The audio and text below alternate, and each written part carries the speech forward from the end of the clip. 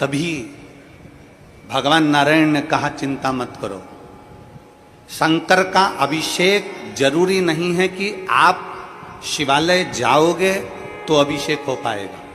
शंकर का अभिषेक जरूरी नहीं कि आप अपने घर के शिवलिंग को थाली में रखोगे, परात में रखोगे, पात्र में रखोगे तब हो पाएगा। शंकर भगवान का अभिषेक जरूरी नहीं कि आप 12 ज्योतिर्लिंग में जाएंगे तब हो पाएगा। शंकर भगवान का अभिषेक जरूरी नहीं कि आप किसी मंदिर देवालय में जाएंगे तब हो पाएगा। भगवान नारायण ने समुद्र मंथन के समय पर विष निकलते समय भगवान नारायण ने एक बात संपूर्ण क्षेत्रवासियों के लिए, संपूर्ण विश्ववासियों के लिए, संपूर्ण जगत के लिए, संपूर्ण पृथ्वी पर रहने वाले, ब्रह्मांड में रहने वाले मनुष्यों के लिए कह दिया कि शंकर का अभिषेक जरूरी नहीं कि आप मंदिर जाओगे तब होगा, घर में बर्तन में शंकर का शिवलिंग रखोगे तब होगा, शंकर का अभिषेक 12 ज्योतिर्लिंग में जाओगे तब होगा। शास्त्र कहता है शंकर का अभिषेक तुम जब भगवान शंकर को दिल से याद करते हो, श्री शिवाय नमस्तुभ्यम, ओम नमः शिवाय, नमः शिवाय, जब तुम स्मरण करते हो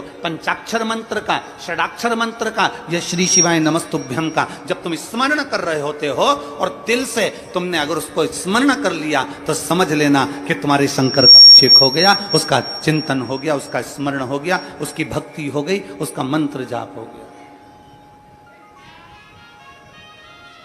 आप समझें उसको, भजन हो गया।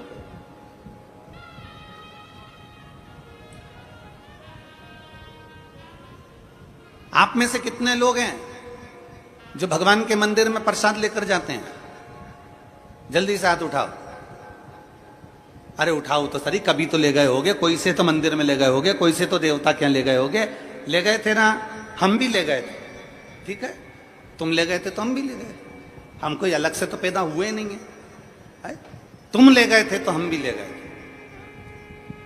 अब आप में से कितने लोग हैं जितना प्रसाद लेकर गए थे उतना की उतना प्रसाद तुमने भगवान को खिला दिया?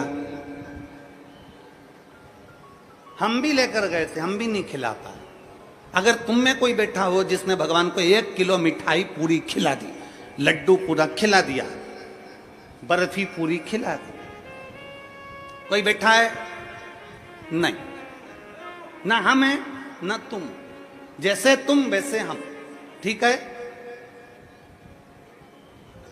अब अंदर बैठा भगवान को तुमने भोग लगाया और तुमने वो प्रसाद वहां रख दिया, तुमने वो प्रसाद वहां दे दिया और भगवान को नमन कर कर कहा बाबा मैं तुम्हारे लिए ये भोग लेकर आई हूं, आप इसको पा लेना। जब शरीर में बहुत बड़ी बीमारी होती है ना, तो जो लोटा भरकर जल चढ़ाने वाले होते हैं ना, जो भगवान को जल चढ़ाते हैं, वो जल चढ़ाते चढ़ाते शंकर जी को क्या कहते हैं?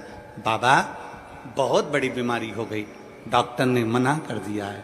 बाबा, डॉक्टर कहता है कि ये किडनी नहीं चलेगी, ये लीवर नहीं चलेगा। बाबा मेरा थायराइड बढ़ गया, बाबा मेरी शुगर बढ़ गई, बाबा मेरा ब्लड प्रेशर गड़बड़ हो रहा है, बाबा मेरी आंखों की रोशनी चली गई, बाबा बहुत तकलीफ में हूं। तब हम जब भगवान शंकर को जल चढ़ाते हैं ना, उस समय बाबा से कहते जाते हैं और बाबा से आखिरी में जल चढ़ाकर फिर कहते हैं बाबा मैंने जो जल समर्पित करा है ना बाबा, इसको अमृत कर दीजिए। मैंने सुना है आपकी जटा में गंगा है और गंगा अमृत का काम करती है। मैंने सुना है आपकी जटा में चंद्र है, चंद्र अमृत का काम करता है। बाबा मैंने सुना है आपके मस्तक पर सूर्य है, सूर्य अमृत का काम करता है। बाबा आपके पूरी शरीर में 33 कोटि देवता विराजमान है। बाबा जब मैं जल चढ़ाऊं ना तो इसको अमृत कर दीजिए और मेरे रोग को आपका जल का आचमन करते से ही मेरे रोग समाप्त कर दीजिए। शिव रोग को समाप्त कर दो।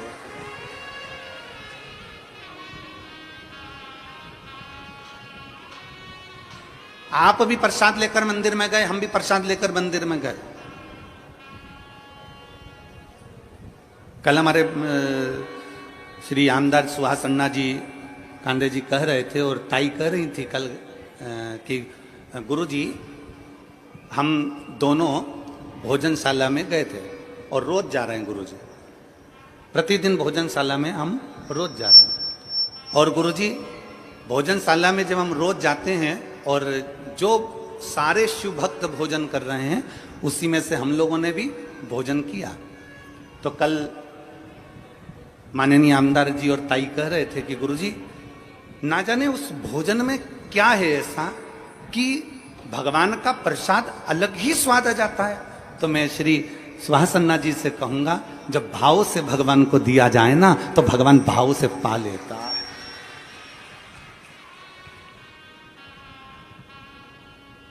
भाव से अगर भगवान को दिया जाए तो भाव से पा लेता है।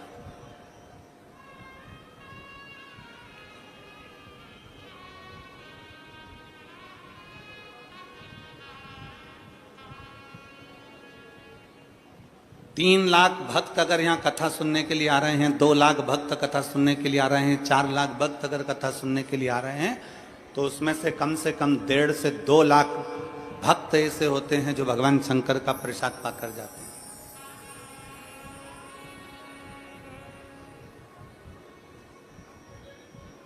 प्रेमवश आपने भी भोग लगाया भगवान को, हमने भी भोग लगाया भगवान को, पर भगवान ने 1 किलो लड्डू नहीं खाए, भगवान ने पेड़ा नहीं खाया, भगवान ने कुछ नहीं खाया, कुछ नहीं।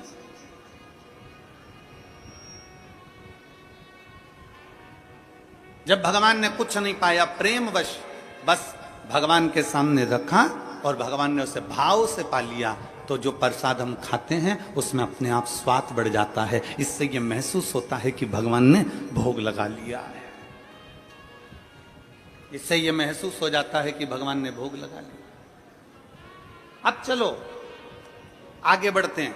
इसी कथा में आप में से सब ने भगवान को भोग लगाया, हमने भी भगवान को भोग लगाया। भगवान ने अंदर भोग लगा हुआ प्रसाद पंडित जी ने हमको वापस दे दिया, हम अपना डब्बा लेकर वापस चल दिए। अब हमारा सनातन धर्म क्या कहता है? अब हमारा सनातन धर्म क्या वर्णन करता है कि मंदिर से जब प्रसाद का डब्बा लेकर निकलो तो उसमें से थोड़ा थोड़ा प्रसाद सबको बांटो। बोलो, बोलता है कि नहीं बोलता? हमारा सनातन धर्म कहता है कि मंदिर में से प्रसाद लेकर निकलो तो उस प्रसाद में से वितरण कर दो।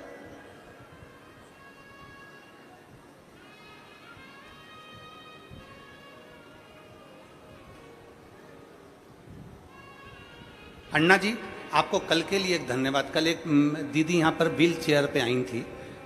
हमारा ऐसा नियम है कि व्यासपीठ से हम जब तक बैठे हैं तब तक हम बेलपत्र देते हैं, उसके बाद हम यहाँ से उतरने के बाद हम बेलपत्र उठाते भी नहीं और देते भी नहीं। हमारा नियम है ये, जब तक हम बैठे हैं तब तक बेलपत्र देते हैं। कल हम जब उतर गए और वो व्हील चेयर से वो दीदी यहाँ पर आई, शायद आज बैठी हो कि ना बैठी, तो वो वहाँ आई तो आपने कहा गुरुजी इनके तकलीफ है और ये व्हील चेयर पर हैं तो इनको बेलपत्र। अब हमारे मन में आया कि हम बेलपत्र कहाँ से लाएं, कैसे दें? तो अन्ना जी आपको साधुवाद है उसके लिए, आपने अपनी जेब में से आपकी जो बेलपत्र थी वो निकाल कर दे दी और कहा ये बेलपत्र इनको दे दो गुरुजी, इनको जरूरत है। उसकी साधुता है आप। इससे ये मालूम पड़ता है कि हम सबके लिए हैं, हम सर्वस्वता के लिए बेटी, हम सर्वस्वता के।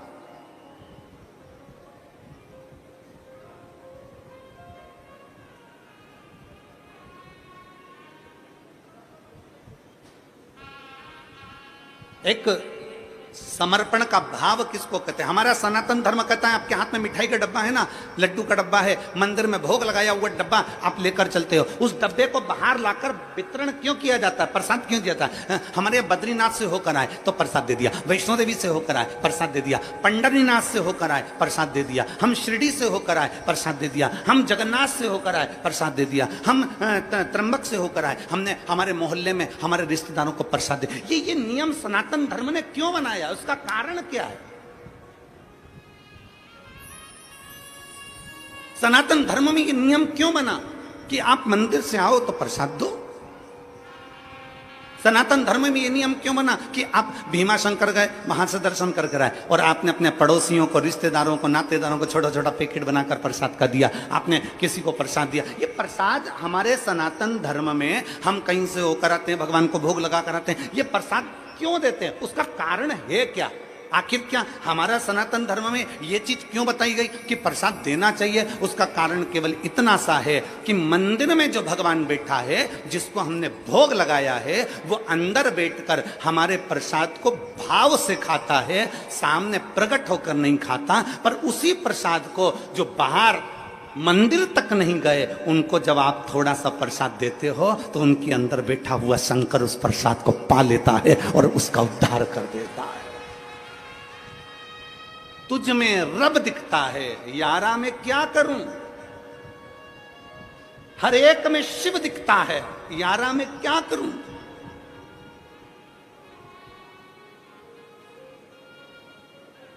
हर एक में शिव है।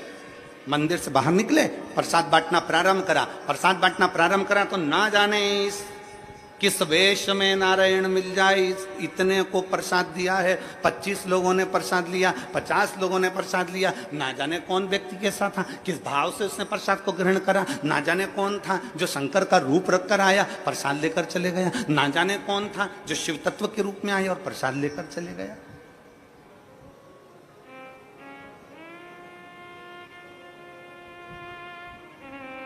शिव महापुराण की 7 दिन की अगर कथा होती है या 5 दिन की कथा होती है, तो 5 दिन की कथा में 4 दिन जो व्यासपीठ की बेलपत्र रहती है वो औषधि की रहती है। 7 दिन की जो कथा होती है उसमें 6 दिन की बेलपत्र औषधि की रहती है। शुगर हो, बीपी हो, थायराइड हो, पैर, कमर, घुटना, आंख, सिर, ब्रेन, कोई ट्यूमर, कोई कुछ जो तकलीफ रहती है, 6 दिन की जो बेलपत्र है वो औषधि का काम कर जाती है। 7वें दिन की बेलपत्र को खाया नहीं जाता, 7वें दिन की बेलपत्र को केवल लाल वस्त्र में उसको लपेटकर अपने घर में उसको रख लिया जाता। 5 दिन की कथा है तो 4 दिन की बेलपत्र औषधि का कार्य करती है, 5वें दिन की बेलपत्र केवल बरकत का, लक्ष्मी का कार्य करती है, भंडार का कार्य करती है।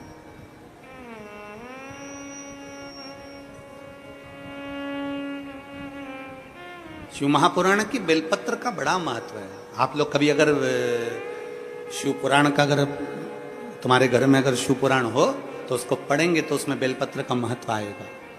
बेलपत्र का क्यों शिव पुराण की बेलपत्र की इतनी औषधि है?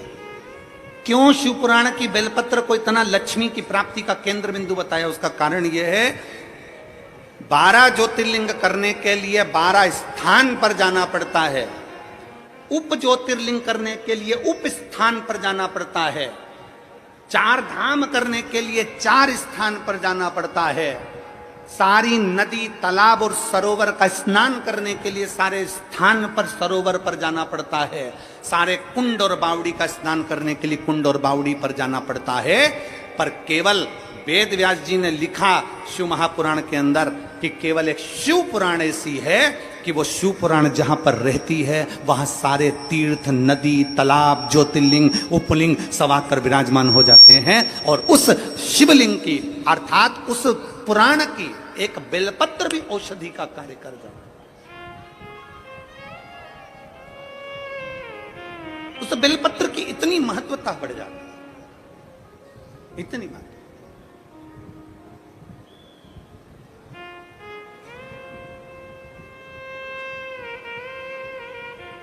आज पूरे महाराष्ट्र का गौरव का विषय है।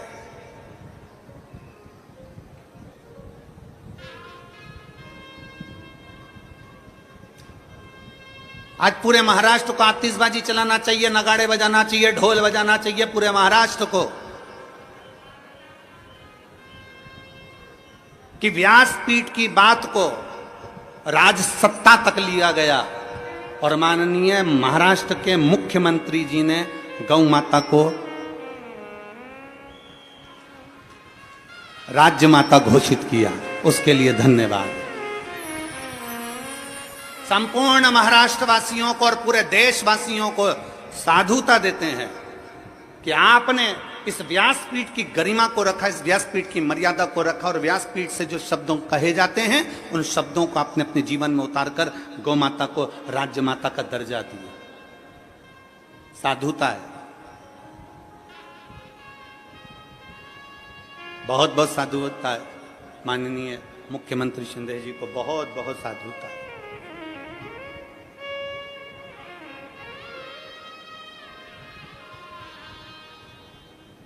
और मैं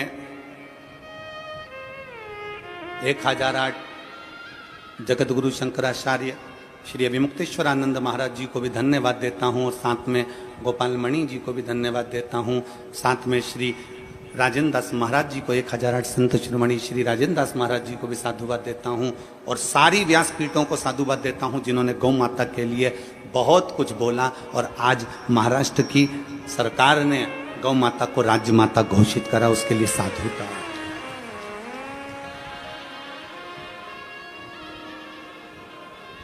और सारे संतों से निवेदन है, ये चिंगारी को बुझने मत देना, इस चिंगारी को बुझने मत देना। जो महाराष्ट्र में चिंगारी लगी है कि गौ माता को राज्य माता करा गया है, वो चिंगारी बुझने मत देना। वो अग्नि का काम करेगी और एक दिन गौ माता राष्ट्र माता बनकर रहेगी, ये निश्चितता है। तो चिंगारी बुझने ना दीजिए। सनातन धर्म में प्रसाद देने का क्या महत्व है, ये हमारी शिव पुराण बताती। और एक और चीज समझ लीजिए, सनातन धर्म में प्रसाद देने का महत्व बताया, तो सनातन धर्म में एक चीज और बताई कि प्रसाद कहां बांटना, कैसे बांटना, कब बांटना, यह भी वर्णन किया गया। अपना और पराये का भेद ना करा जाए तो प्रसाद का वितरण किया जाए। कितना सुंदर कहा, जरा उठाइए हमारे शास्त्रों को। अब हम आपसे एक प्रश्न कर रहे हैं जो हम पहले बोल चुके हैं, वो आज फिर बोल रहे हैं। सबसे ज्यादा नरक में कौन गिरता है? आज बहुत पहले बोली थी कथा ये वाली, आज स्मरण में आ गई तो बोल रहे सबसे ज्यादा नरक में कौन गिरता है, तो का प्रसाद बांटने वाला गिरता है। प्रसाद बांटने वाला गिरता है, तो प्रसाद बांटने वाला नरक में क्यों गिरेगा? तो शिव महापुराण में वेद व्यास जी वर्णन करते हैं, प्रसाद हमेशा धर्म की जगह पर बढ़ता है, अच्छी जगह पर बढ़ता है। मंदिर, देवालय, गुरु, परमात्मा की साक्षी में बढ़ता है। परमात्मा कभी गलत जगह, कोई डिस्को में, कोई डीजे में प्रसाद नहीं बढ़ता। प्रसाद हमेशा अच्छी जगह बढ़ता है। तो प्रसाद बांटने वाला नरक में क्यों चले जाता है? उसका कारण है, प्रसाद बांटने वाला जब खड़ा होता है, प्रसाद बांटता है, दरवाजे पर खड़े होकर जब प्रसाद देता है, अपना वाला आया और पराया आया। अपना आया तो हाथ ऐसा हो जाता है, और पराया आया तो हाथ छोटा हो जाता है, तो वो व्यक्ति नरक चले जाता है। प्रसाद बांटने वाले को चाहिए कि प्रसाद की गरिमा क्या कहते हैं, प्रसाद की गरिमा।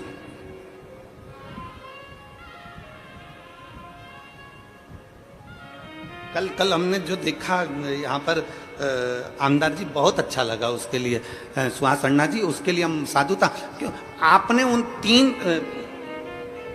बेलपत्र के 3 पत्ते में से भी हम बोले भी इनको कि आपको 3 पत्ते की बेलपत्र, अगर इनको 1 पत्ता देना हो तो 2 आप रख लीजिए। तो कहने गुरु जी आप, उनका स्वास्थ्य खराब है, आप पूरा दे दो,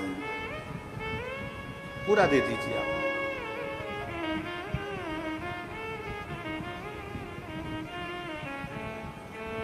ये निर्मल भाव होता है, ये निर्मल स्वभाव आप दे दो। सरलता का भाव अपने भीतर लेकर आओ, सहजता का भाव अपने भीतर लेकर आओ।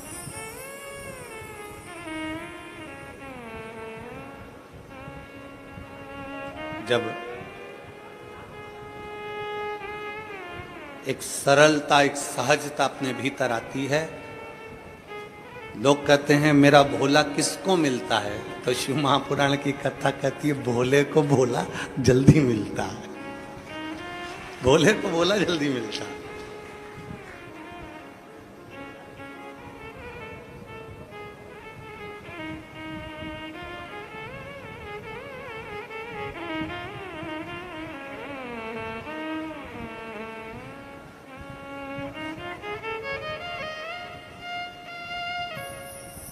भगवान शिव की कथा कर रही है, चिंतन कर, चिंतन। करो चिंतन। असुर सांप को पकड़े हुए हैं, देवता सर्प को पकड़े हुए हैं, और वो कह रहे हैं कि हम शंकर का चिंतन कैसे करें। कौन कहता है कि अपना घर छोड़ोगे तो चिंतन होगा? कौन कहता है अपनी दुकान छोड़ोगे तो भगवान का चिंतन होता है? कौन कहता है कि आप अपना काम कारोबार छोड़ दो और बाबा बन जाओ तो भगवान का चिंतन होता है? शिव महापुराण कभी नहीं कहती कि भगवान का चिंतन घर छोड़कर होता है। सारे ऋषि घर छोड़े होंगे, संत घर छोड़े होंगे, पर मेरा भोलेनाथ अपना घर कभी नहीं छोड़ा। वो कैलाश पे रहता था, अपने पत्नी बच्चे परिवार सब के साथ रहता था। मेरा भोलेनाथ उनके बच्चे गणेश जी कार्तिकेय, उनके गणेश जी के धर्म पत्नी दो रिद्धि सिद्धि, उनके बच्चे शुभ लाभ, फिर उनके बच्चे अमोद प्रमोद। भगवान अपने पोते पर पोते तक के साथ में रहते थे। भगवान शंकर अपनी धर्म पत्नी माता पार्वती के साथ रहते, भगवान शंकर अपने गणों के साथ रहते, भगवान शंकर अपने सर्व परिवार के साथ। भगवान शंकर अपना परिवार छोड़कर कहीं नहीं जाते।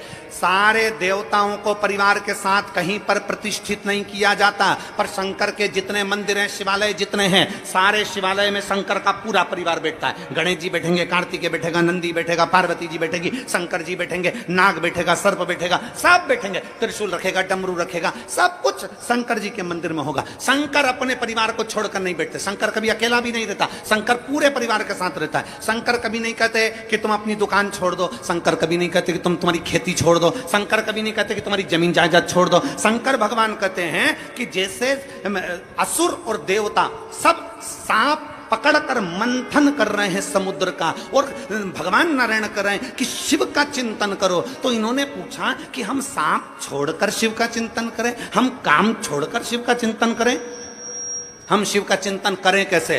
तब भगवान नारायण ने कहा नहीं, काम करते रहो और शिव का नाम जपते रहो, चिंतन हो जाए।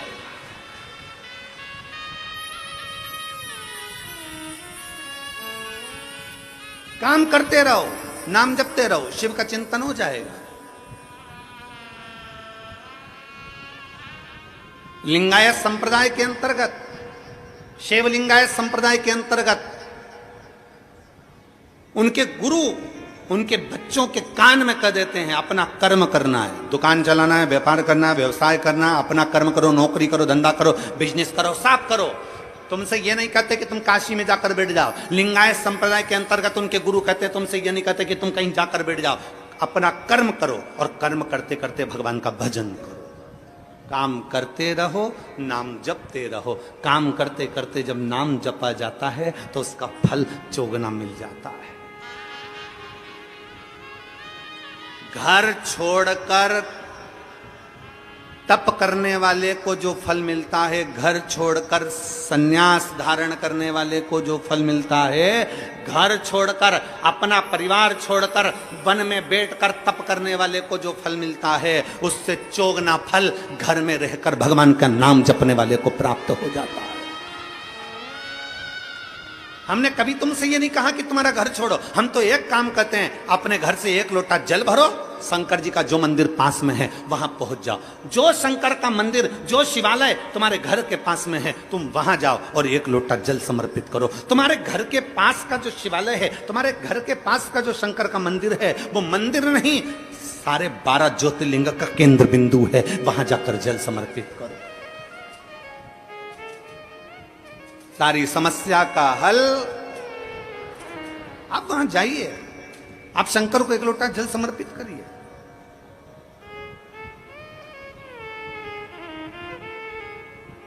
आप शिव के द्वार जाइए, आप शंकर का भजन करिए।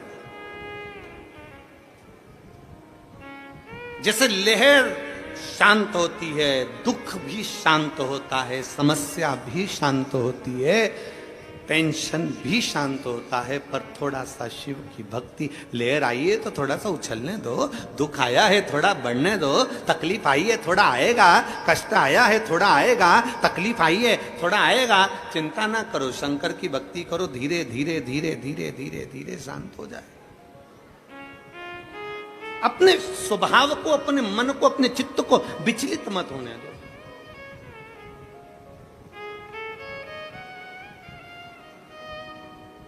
कल एक माता ने प्रश्न कर कर भेजा था, गुरुजी हम हमारे पूर्वजों के लिए हम बाहर चले गए थे, तो हमने हमारे पितरों के लिए भोजन नहीं करा पाए। हमारी सास की तिथि थी दूज की, हम बाहर चले गए तो हमने भोजन नहीं कराया। फिर उसने पत्र में लिखा, कोई होगी माँ, उसने पत्र में लिखा कि हमारे पति तर्पण भी करते थे तो हम वो तर्पण भी नहीं कर पाए। फिर कहा कि हम हमेशा सीधा भी देते थे, आटा चावल दाल शक्कर सब मिला के हम कहीं देकर आते थे, हम वो भी नहीं दे पाए। हमारे दो दूज की तिथि का जो तिथि थी हमारे दादा ससुर की, वो बुरा लग जाएगा उनको पितृदोष लग जाएगा, वो पितृदोष लग जाएगा तो हम क्या करें, हम क्या करें। और गुरुजी उसने पत्र में लिखा कि हम उस समय पर थे नहीं और तिथि निकल गई, हम भोजन नहीं करा पाए ब्राह्मण को, हम किसी को सीधा नहीं दे पाए, हम किसी को गाय की रोटी नहीं दे पाए, हम स्वान कुत्ते का भोजन नहीं दे पाए, हम कौवे का भोजन नहीं दे पाए, हम करें तो करें क्या, हम सीधा भी नहीं दे पाए, हम क्या कर सकते हैं। शिव महापुराण की कथा में एक बड़ा सुंदर चरित्र आता है।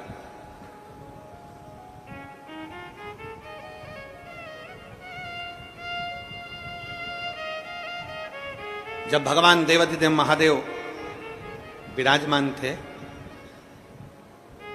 पितृलोक से पितरों के स्वामी आर्यमा, पितरों के स्वामी आर्यमा लेकर आए थे कौवे पर बिठाकर, और पृथ्वी पर उनको छोड़ा गया।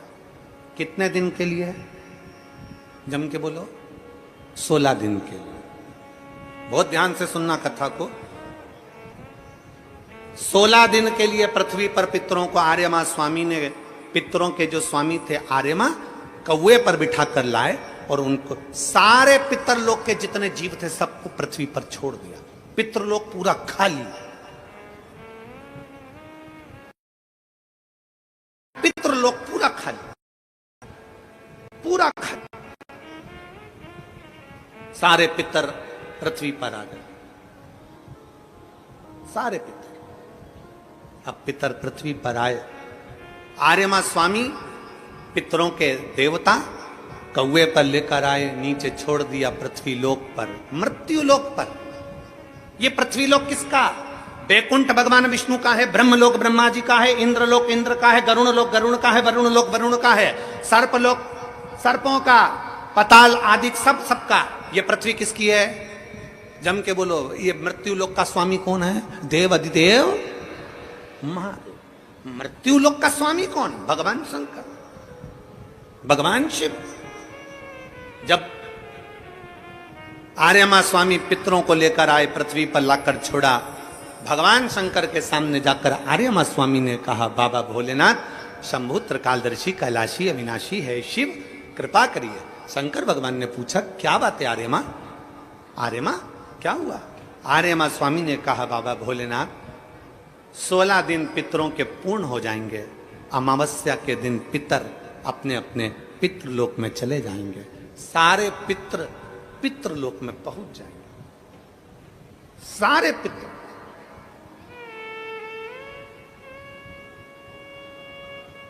आज पितरों की चतुर्दशी है, 14 से, कल अमावस्या है। बहुत सावधानी से सुनना, पूरे राष्ट्रवासियों से निवेदन है, इस कथा का स्मरण रखिएगा, अपने बच्चों को भी सुनाना। और टीवी चैनल की ये क्लिप अगर मिल जाए तो सारे विश्व में पहुंचाना कि ये पितरों का स्वामी आर्यमा स्वामी क्या कह रहा।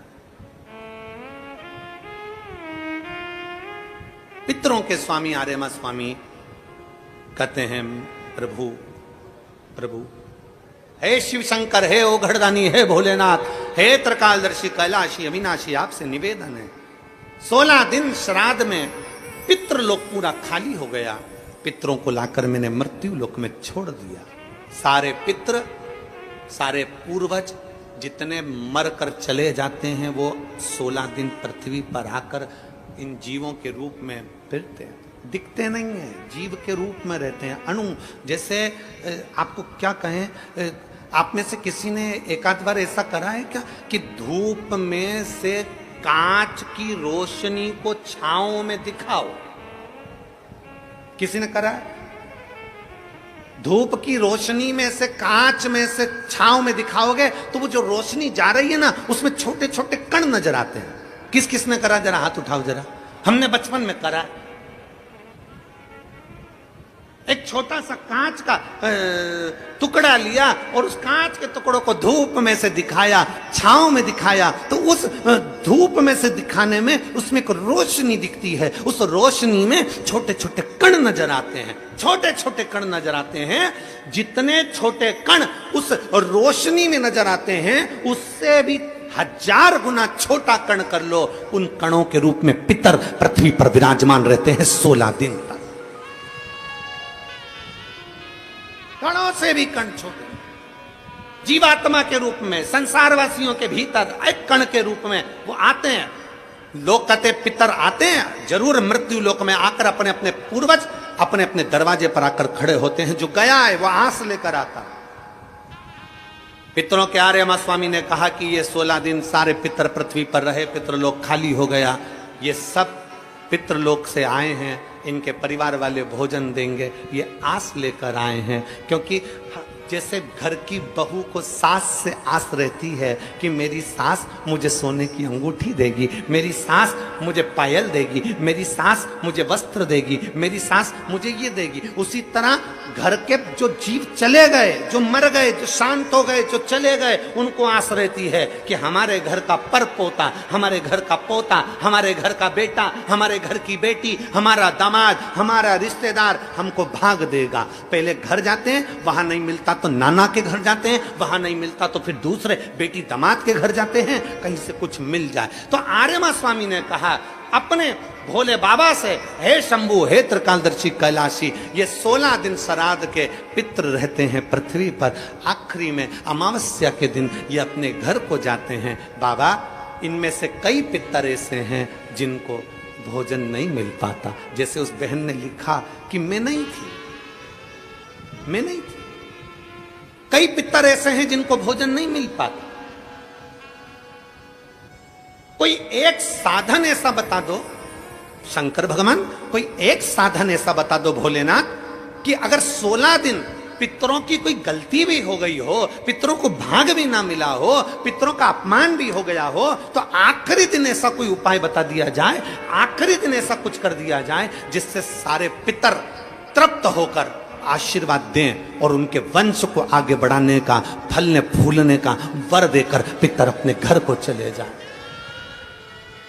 भगवान देवादिदेव महादेव मुस्कुराकर माता पार्वती जी की ओर देखे और मां जगत जननी भगवान शिव की ओर देखी और भगवान शंकर ने कह दिया, सुनो आर्यमा,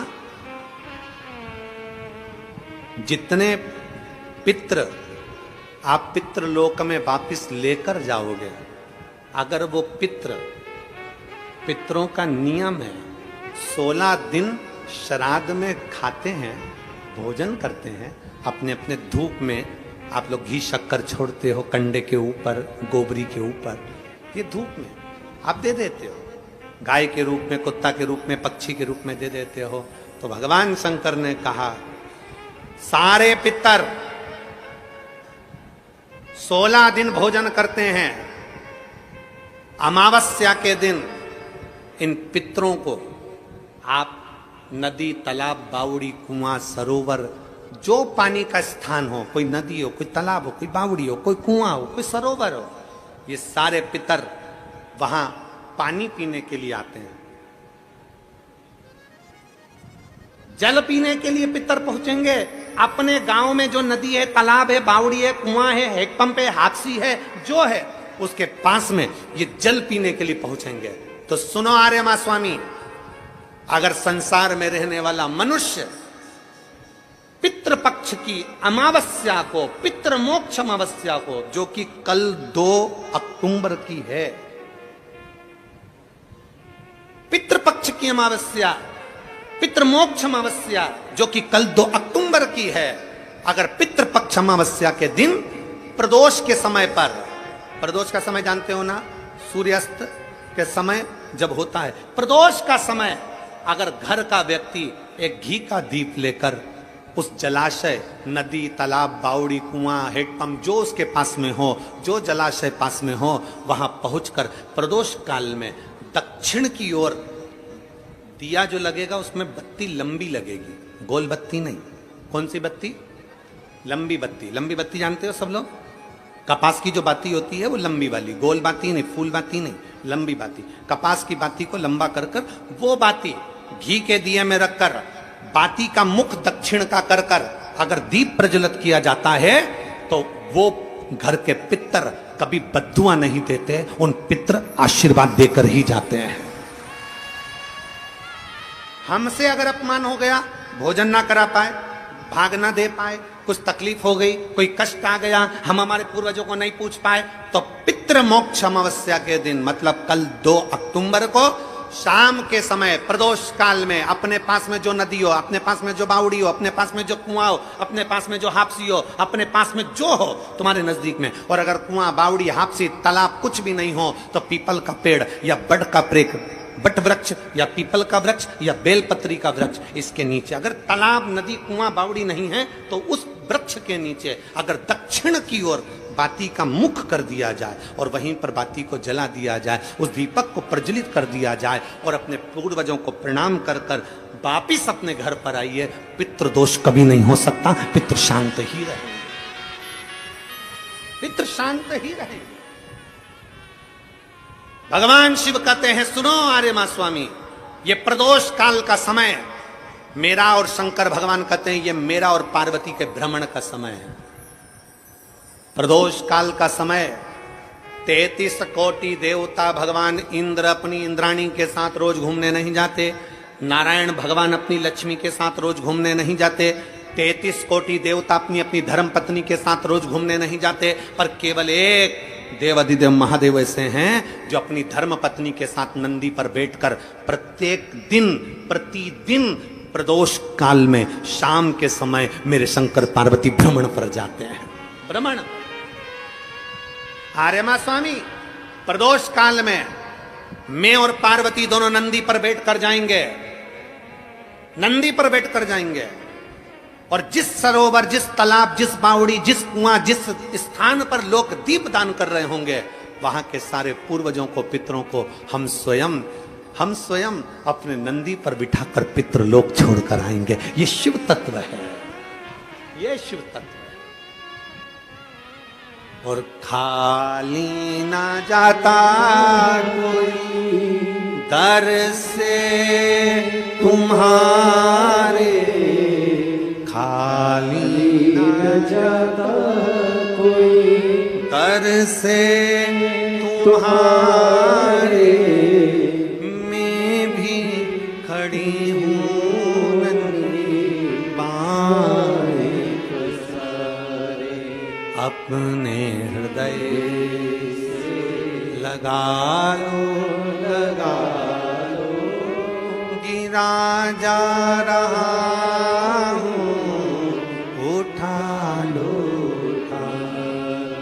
बोले अपने दर से अब तो ना टालो, गिरी जा रही हूँ उठा लो। पितृपक्ष की अमावस्या मतलब 2 अक्टूबर, भगवान देवाधिदेव महादेव खूब आनंदमय भाव से अपने पितरों के निमित्त जलाशय, नदी, तालाब, बावड़ी, कुआं जो तुम्हारे पास में हो वहां जाकर घाट पर दीप दक्षिण की बाती लगाकर उसको प्रज्वलित अवश्य करें, अवश्य।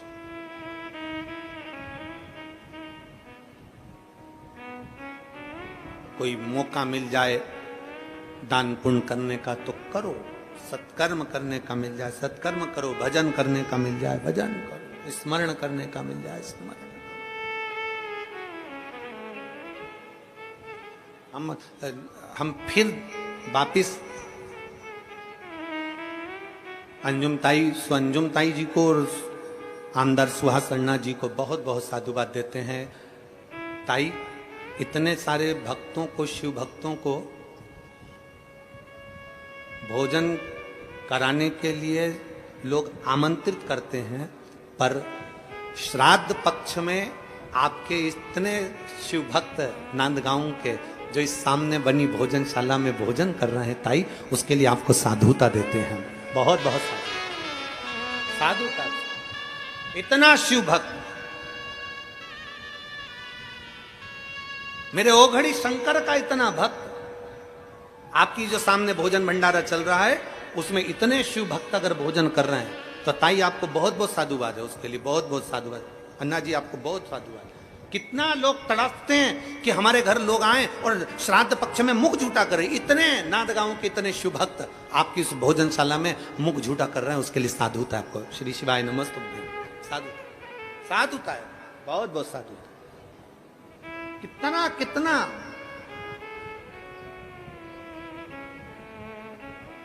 और तेरी कृपा बिना ना हिले एक भी अणु, लेते हैं श्वास तेरी कृपा से। बखान क्या करूं मैं राखों के ढेर का, चपटी भभूत खजाना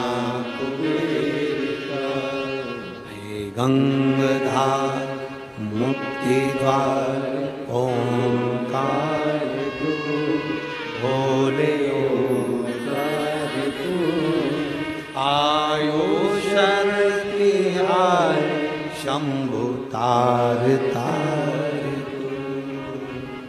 बखान क्या करूं मैं राखों के ढेर का, चपटी भभूत खजाना कुबेर का। हे गंगाधार मुक्ति द्वार ओंकार तू, भोले ओंकार तू आयो शरति हार शंभु तार तार।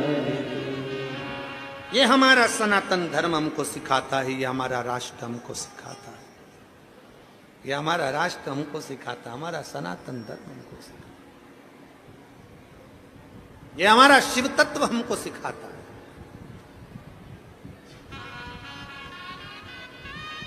कल उस माता ने एक प्रश्न और लिखा था, गुरुजी श्राद्ध में कौवे को भोजन क्यों दिया जाता?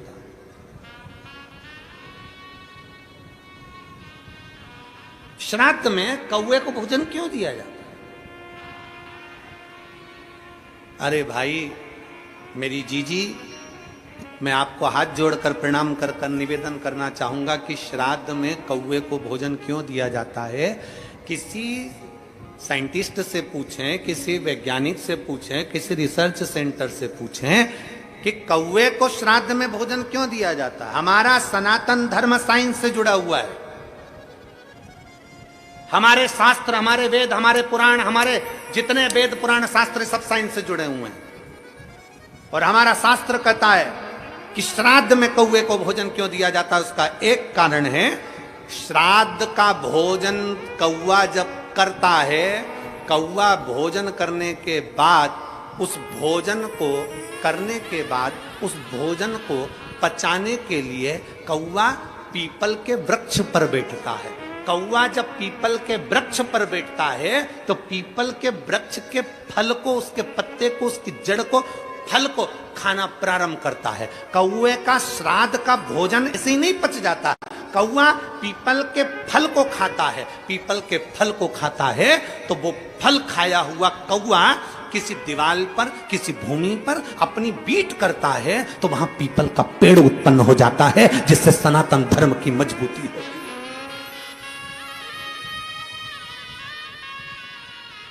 पीपल का वृक्ष उत्पन्न हो जाता है। पीपल का वृक्ष क्योंकि वो प्रकृति की रक्षा के लिए है, प्रकृति की रक्षा।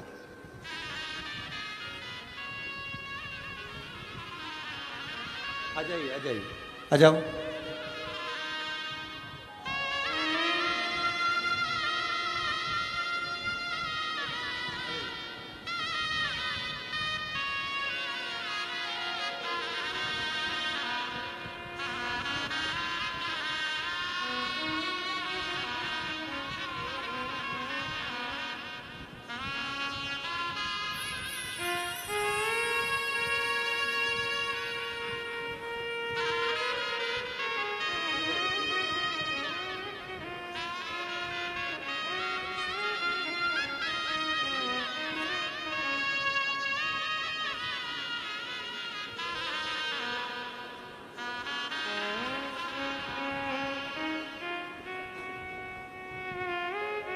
श्राद्ध पक्ष का, श्राद्ध पक्ष का वो भोजन कौआ पचा नहीं पाता। पीपल का फल खाता है, भोजन पचाता है। कितना विचित्र है हमारा सनातन धर्म। जरा देखिए कि एक पक्षी भी एक वृक्ष को लगाने की दम रखता है, तो आप और हमारा भी फर्ज बनता है कि कम से कम अपने पूर्वजों के नाम से एक वृक्ष जरूर लगाना चाहिए, एक वृक्ष जरूर लगाना चाहिए। ये सनातन धर्म की मजबूताई, सनातन धर्म की।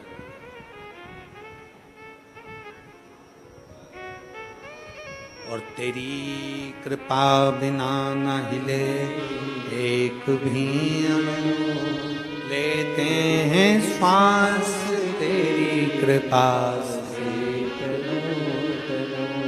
बखान क्या करूं मैं राखों के ढेर का, चपटी बहुत में खजाना कुबेर।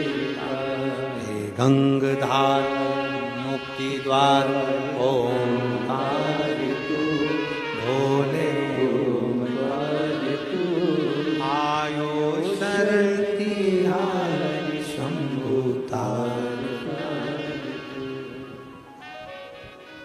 चारों तरफ प्रकाश करने की सामर्थ्यता सनातन धर्म की है, सनातन धर्म। और बहुत ध्यान से, बहुत सावधानी से स्मरण रखिएगा,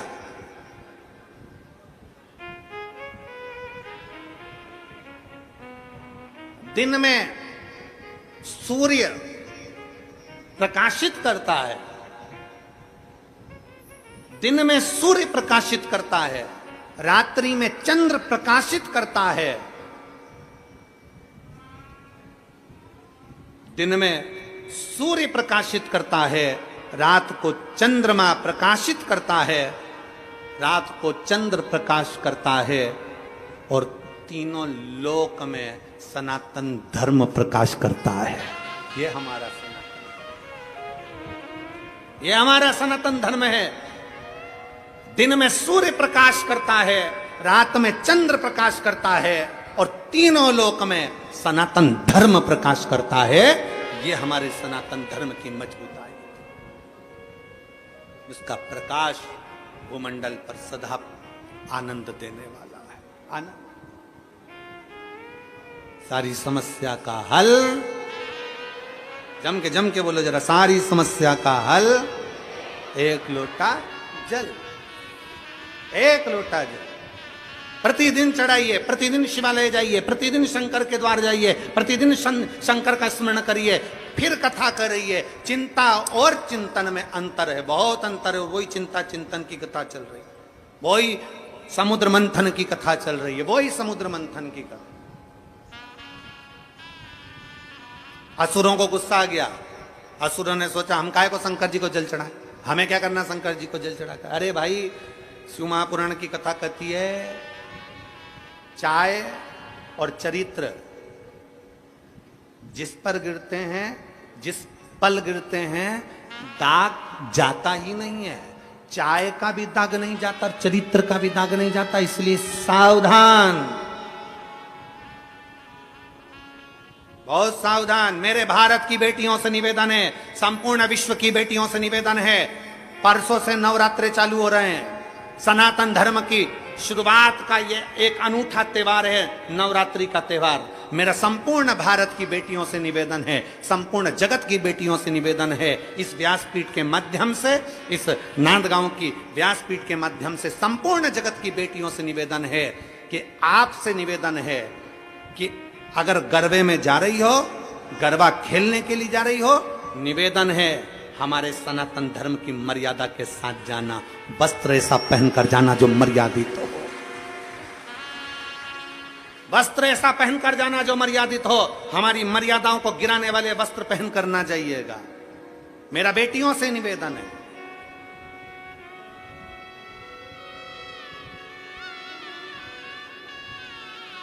और इस भूमि से इसलिए कह रहा हूं क्योंकि ये हमारे बीच में बैठी हैं अंजुम ताई, सो अंजुम ताई, मैं आपके सम्मुख में ये बात इसलिए कह रहा हूं क्योंकि आप यहाँ की सारी बेटियों को, सारी महिलाओं को एक ऊर्जा दे, अगरबत्ती बनाने का, धूप बत्ती बनाने का, कप बनाने का, बेग बनाने का, ये करने का, आप बेटियों को ऊर्जा देते। इसलिए इस व्यासपीठ से ये शब्द निकला कि मेरा भारत की बेटियों से निवेदन है कि अपनी मर्यादा ना भूलें, अपने तन पर जो वस्त्र धारण कर आप जाएं, कथा आप उसमें गरबे के अंतर्गत तुम मर्यादित वस्त्र पहनकर जाना, मर्यादा से हटकर वस्त्र ना पहन, मर्यादित वस्त्र का स्मरण किया। एक ऊर्जा आपके भीतर हो और वो ऊर्जा आपके अंदर रहना चाहिए। शिव महापुराण की कथा कहती है, भगवान शंकर का चरित्र कहता है, चाय गिरी कपड़े पर, दाग नहीं गया, चरित्र गया, दाग नहीं गया, नहीं गया। आप उसको मजबूत बनाइए, उसको प्रबल बनाइए। असुरों ने कह दिया, राक्षसों ने कह दिया, हम मंथन कर रहे हैं, हम शंकर को जल नहीं चढ़ाएंगे, हम शिव जी को जल नहीं चढ़ाएंगे, हम शंकर का चिंतन नहीं करेंगे। भगवान विष्णु ने कह दिया, चिंतन तो करना पड़ेगा, आप काम करते रहो, और काम करते करते, समुद्र मंथन करते करते शंकर को याद करिए। शिव को याद किया, समझ लो कि शंकर का अभिषेक हो गया, शिव को याद किया, समझ लो शंकर का भजन हो गया। तुम याद, एक पत्र है,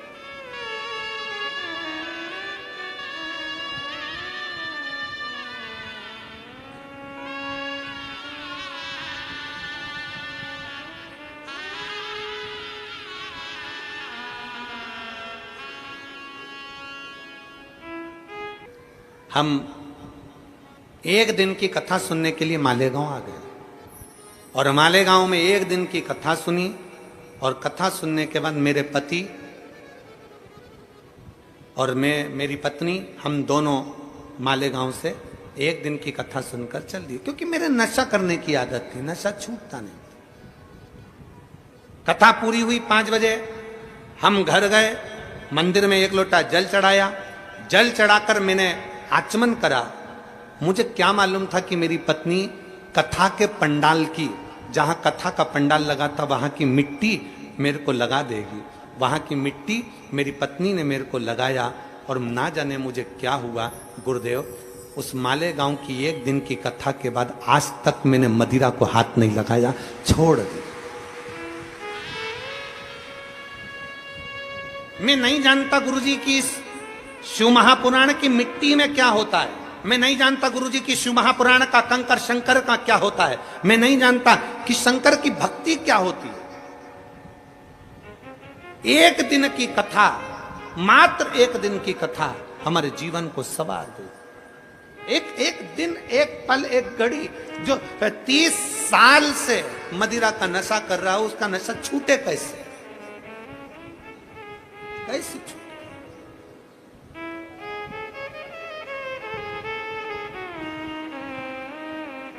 आए क्या? आ जाओ।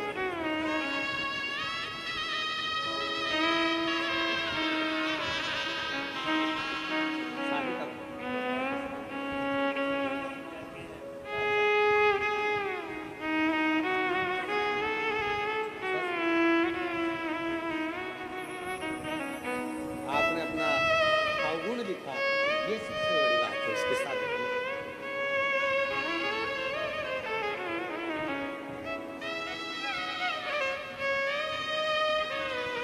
शिव भक्ति। दुनिया के लोग कहें कि कथा में क्या मिलता है, आपसे निवेदन है, कल तो मासिक शिवरात्रि थी, आज हमारे शिव महापुराण की शिवरात्रि है। आपको मालूम होगा शिव पुराण में 6ठे दिन शिवरात्रि रहती है। शिव पुराण की शिवरात्रि क्यों रहती है? क्योंकि आज के दिन रात में लोग पूरी रात संकीर्तन करते हैं। और मैं भाऊ आपको धन्यवाद दूंगा, अन्ना जी आपको साधुवाद दूंगा कि आपको क्या मालूम, कहाँ से मालूम पड़ जाता है कि 6ठे दिन की रात्रि शिवरात्रि रहती है और आपने आज रात्रि को भजन का आयोजन भी रखा है, तो उसके लिए साधुवाद है। क्योंकि आज की रात्रि हमारे यहाँ कथा में शिवरात्रि मनाई जाती है। आज के दिन रात भर शिव भक्त आते हैं। आसपास के क्षेत्र में जितने शिव भक्त होंगे वो पूरी रात आएंगे, भजन करेंगे रात भर पंडाल में, रात भर भजन कर कर सुबह 8 बजे की कथा सुनेंगे, 11 बजे लोग अपने घर को चले जाएंगे। 7वें दिन की कथा पूरी सुनेंगे। और भाग्यशाली हैं आप सब जो बाबा की कृपा से आज भजन कीर्तन का भी आयोजन इन्होंने रखा, जिससे सभी लोग उस भजन का आनंद ले सकें। मौका मिले आप भक्ति करिए, मौका मिले। महाराज शिव तत्व कहता है, भगवान शंकर का चरित्र कहता है।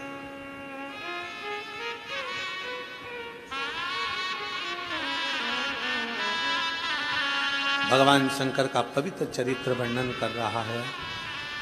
अब दया करो है भोलेनाथ, मस्त रहूं तेरी मस्ती में। अब दया करो है भोलेनाथ, मस्त रहूं तेरी मस्ती में। मेरे सिर पर रख दो अपना हाथ, मस्त रहूं तेरी मस्ती में। मेरे सिर पर रख दो अपना हाथ, मस्त रहूं तेरी मस्ती में।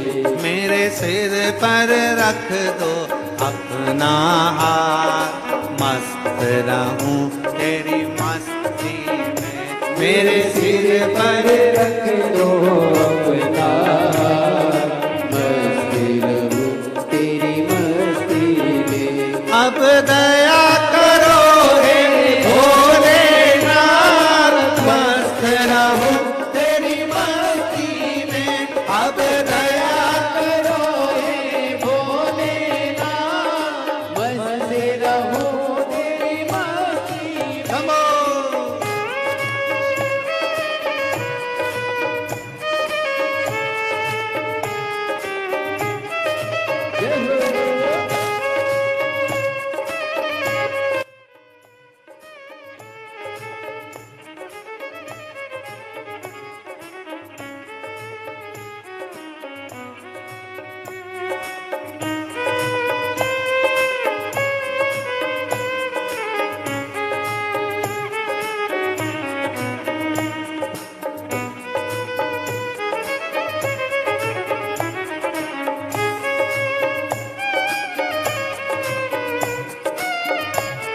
विद्याधर नगर स्टेडियम, जयपुर, राजस्थान से सीधा प्रसारण। एक व्यक्ति के पास में उसने काम धंधा कर कर, नौकरी कर कर, सर्विस कर कर, बहुत कुछ कर कर, एक व्यक्ति ने अपने पास में बहुत सारी चांदी इकट्ठी कर ली। एक बड़ा सारा बंगला भर लो, इतनी चांदी उसने इकट्ठी करी। एक बड़ा सारा बंगला भर लिया जाए, इतनी चांदी उसने इकट्ठी करी। और फिर उसने मेहनत कर कर, कार्य कर कर इतना सारा लोहा इकट्ठा कर लिया, एक बड़ा सारा बंगला भरा जाए, इतना उसने लोहा इकट्ठा कर। चांदी भी उसने बहुत सारी इकट्ठी करी, लोहा भी उसने इकट्ठा करा, दोनों को एकग्र कर लिया। चांदी इधर भर ली, लोहा इधर भर लिया। खूब सारी चांदी उसके पास में थी और खूब सारा लोहा उसके पास में था। अब एक दिन वो कहीं प्रवचन में चले गया, और प्रवचन में गया तो प्रवचन में कहीं उसने सुन लिया कि यो इकट्ठा करा वो किस काम का, तो उसने संत की वाणी को मानकर सब लुटा दिया।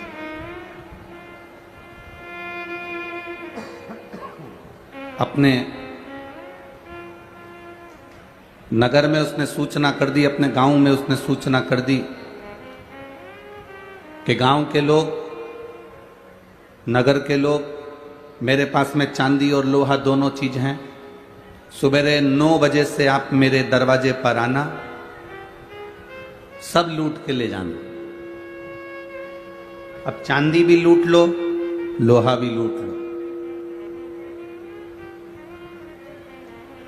आपको अगर सूचना मिले या हमको सूचना मिले या किसी व्यक्ति को सूचना मिले कि चांदी भी लुटाई जा रही है और लोहा भी लुटाया जा रहा है, तो लूटने वाला सबसे पहले क्या लूटेगा? चांदी लूटेगा।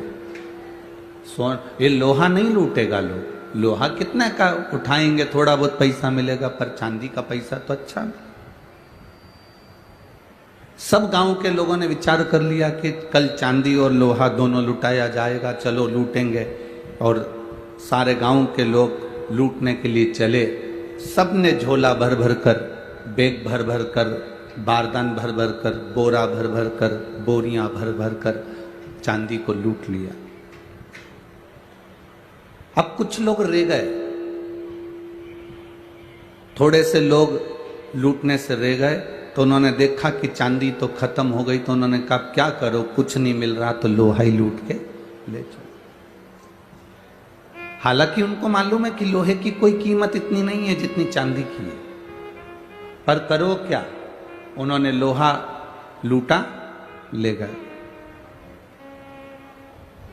चांदी वाले चांदी लेकर चले गए, लोहे वाले लोहा लेकर चले गए। पर जो लोहा लेकर गए उनका दिल चांदी वालों को देखकर बड़ा दुख रहा था, क्योंकि चांदी जिन्होंने इतनी सारी लूटी उनको लाखों रुपए प्राप्त हो जाएंगे, और लोहा हमने इतना सारा लूट भी लिया तो कितने रुपए, 200-500 रुपए इकट्ठे हो पाएंगे, 1000 रुपए इकट्ठे हो पाएंगे। कबाड़े में कितने का लोहा जाएगा? कबाड़े में लोहा जाएगा भी तो जाएगा कितने का? तो थोड़ा सा लोहा हमें प्राप्त हो, थोड़ा सा पैसा हमें प्राप्त हो। चांदी वालों को देखकर लोहे वाले बड़े दुखी हो रहे थे, आंख से आंसू बह रहे थे। तभी उस व्यापारी ने, उस व्यक्ति ने नगर में सूचना कर दी, जिनके पास लोहा गया है वह लोहा लेकर मेरे पास आ जाना।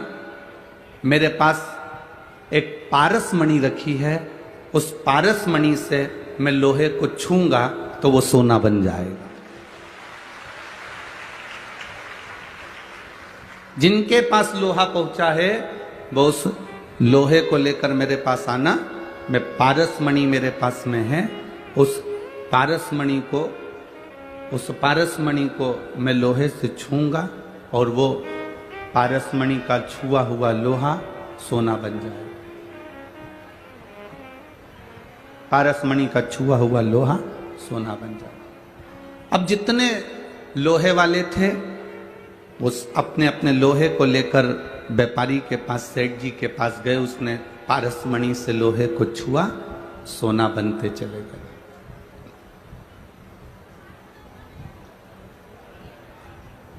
लोहे को छुआ, सोना बन गया। लोहे को छूते ही वो सोना बनते चले गए। अब लोहे वाले पहले रो रहे थे चांदी वालों को देखकर कि कितनी चांदी है, कितनी महंगी बिकेगी, कितना पैसा आएगा, कितना वैभव आएगा, कितना धन आएगा। अब लोहे के जितने जितने सामान थे उनको छूते से ही वो सोने का बन गया, कीमती बन गया। बस ये चांदी और ये सोना, यही हमारी जिंदगी है। हम दुनिया के बहुत सारे लोगों को देखकर सोचते हैं काय का शरीर पाया रे, काय की जिंदगी पाई, ऐसा जीवन तो नरक हो गया। कितनी अच्छी जिंदगी जी रहे हैं लोग, 4 व्हीलर गाड़ी में घूम रहे हैं, खूब अच्छे बंगले में रह रहे हैं, खूब अच्छे अच्छे उनके घर में गार्डन है, बंगला है, दुकान है, व्यापार है, व्यवसाय है। हम चांदी वालों को देखकर अंदर से विचार करते हैं कि उन्होंने कितना कमाया और अपन अपने आप को लोहे का समझते हैं। मेरा निवेदन, लोहे कि बनने के बाद भी इस शरीर को पाने के बाद टेंशन लेने की जरूरत नहीं है। शिव महापुराण वो पारसमणि है जो लोहे को छूती है तो सोना बना देती है।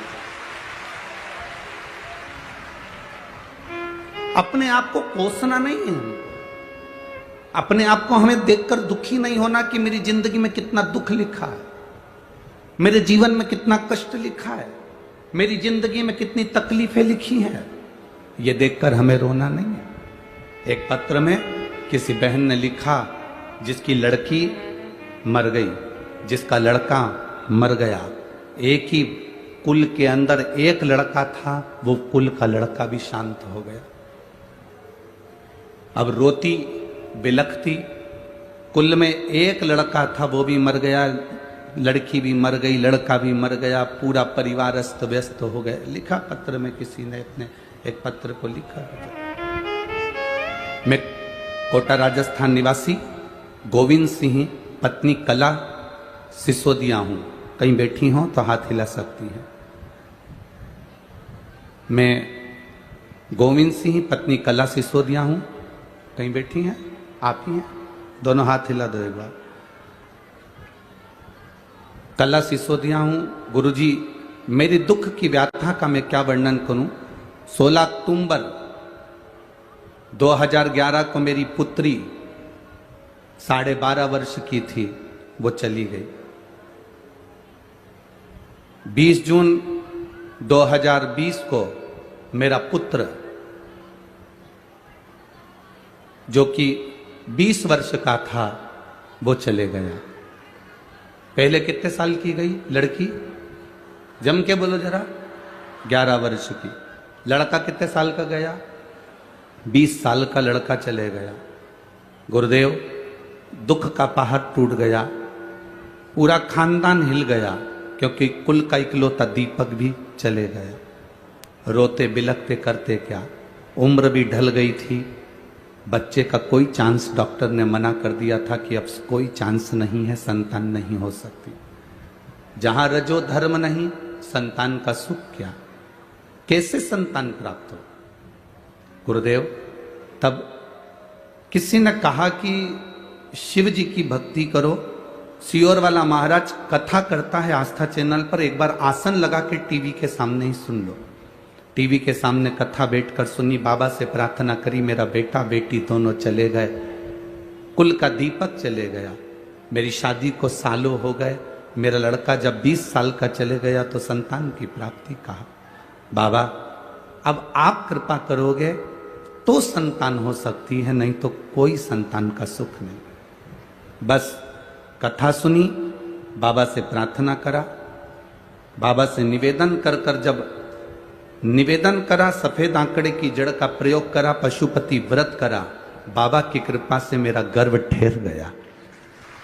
गर्भ ठहरा, गर्भ में जो बच्चा आया उसकी सोनोग्राफी जब हुई, जब जांच हुई तो डॉक्टर ने कह दिया ये बच्चा अच्छा नहीं है, इसको निकालना पड़ेगा, तुम अपने ऊपर खतरा मत लो, ये बच्चा शरीर से विकलांग है, शरीर बेकार है, इसका पूरा शरीर नहीं बना, धड़कन आदि का आदि इस बच्चे की नहीं बनी।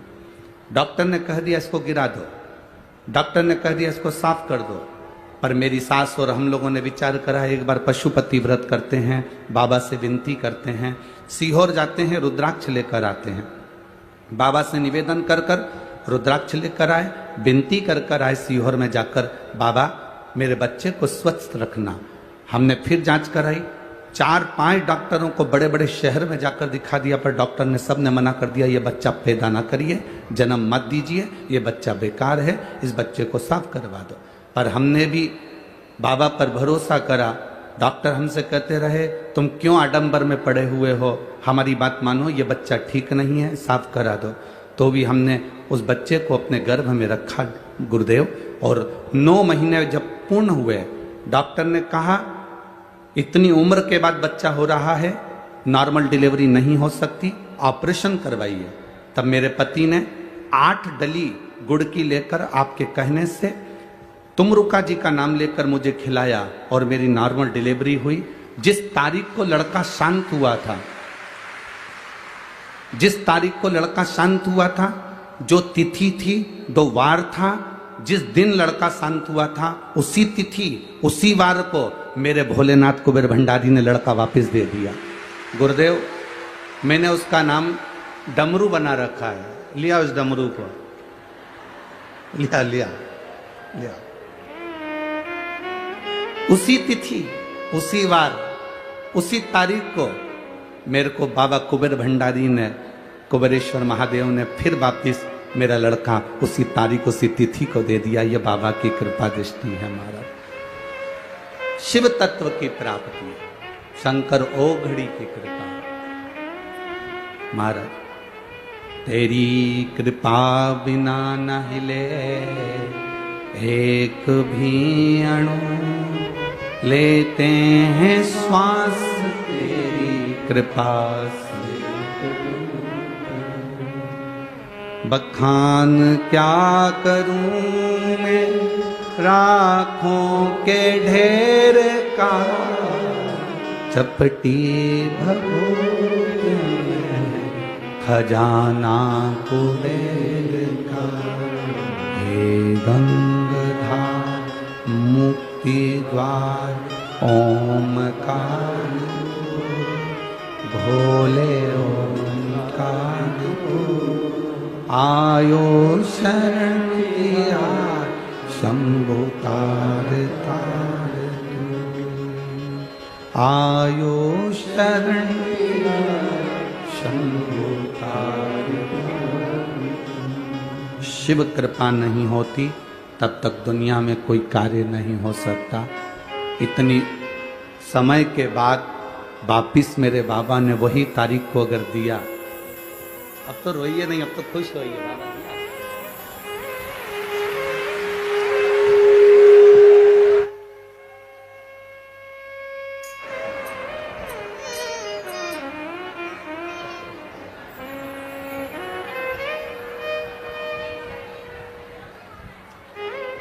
ये पहला बेटा जो 20 साल का शांत हुआ था, उसका फोटो कैमरे पर अवश्य दिखाएं, चैनल पर। जो 20 वर्ष का शांत हुआ था, इतनी उम्र होने के बाद डॉक्टर ने मना कर दिया था कि आपको संतान का सुख कभी नहीं होगा, जो बाबा ने दिया।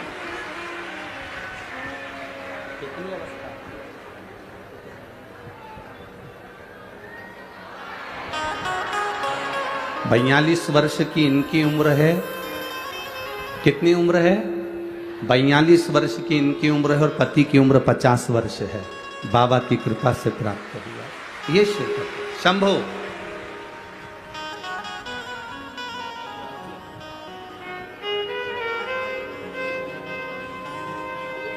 एक ही बात,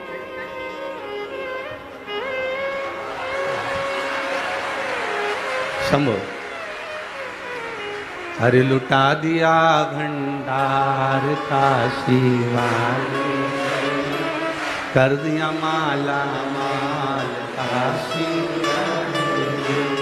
लुटा दिया भंडार काशी वाले, कर दिया माला माल काशी वाले। ये शिव तत्व है, औघड़ी है। शंकर दयालु है, कृपालु है, दया का सागर। आप दिल से कथा का रस तत्व ग्रहण करते हो, आप दिल से सुनते हो तो वो दिल से देता है। दिल से सुनते हो वो दिल से देता है। उसकी कृपा, उसकी उदारता, उसकी दया, उसकी करुणा कम नहीं होती। वो देता है तो छप्पर फाड़ कर देता है, सहज नहीं देता। देवता देते हैं पल्ला झाड़ कर और महादेव देता है छप्पर फाड़ कर। वो देने में कमी नहीं रखता, उसकी कृपा में कमी नहीं रखता। बस उस पर करा गया भरोसा हमारा प्रबल होना चाहिए, हमारा विश्वास दृढ़ होना चाहिए, हमारा भरोसा पक्का होना चाहिए। शंभु शरणे पड़ी मांगू घड़ी, दुख काटो दया करीने दर्शन। ये हमारा विश्वास जितना पक्का होगा उतना सुख हमारी जिंदगी में आए, उतना सुख आए।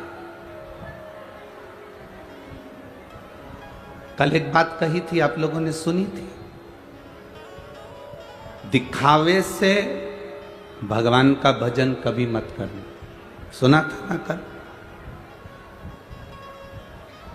किसी दूसरे को देखकर यह मत सोचना कि उसके पास में भगवान ने इतना दिया, मुझे कुछ नहीं दिया। नहीं, लोहे का बनाकर भेजा है ना, कोई बात नहीं। दुख आया है ना जिंदगी में, कोई बात नहीं। कष्ट आया है ना जिंदगी में, कोई बात नहीं। तकलीफ आई है ना जिंदगी में, कोई बात नहीं। बाबा से बस इतना विचार रखना कि लोहे का बनाकर भी भेज दिया तो पारस मणि रूपी शिव पुराण उसने देकर भेजी है। इसका स्पर्श करते रहना, इसका स्मरण करते रहना। संतों का सानिध्य, भगवंतों का सानिध्य, सत्संग, कथा सुनते रहो।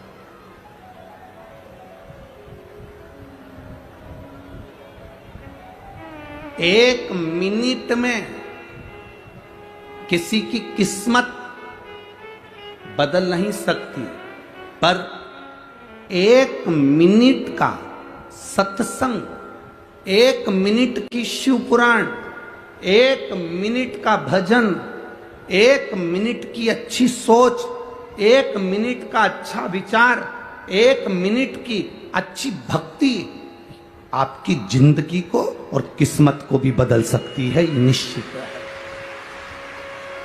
एक मिनट, लोग कहते हैं एक मिनट में कोई किस्मत बदल सकती है। हम कहते हैं एक मिनट की तुम्हारी भक्ति, एक मिनट का तुम्हारा भजन, एक मिनट का तुम्हारा कीर्तन, एक मिनट का तुम्हारा मंत्र जाप, एक मिनट का तुम्हारा स्मरण, एक मिनट का तुम्हारा नाम जाप तुम्हारे कर्म को भी, तुम्हारे भक्ति के स्मरण को भी, एक मिनट में तुम्हारे भाग्य को भी बदल सकता है। पर एक बात का स्मरण रखना,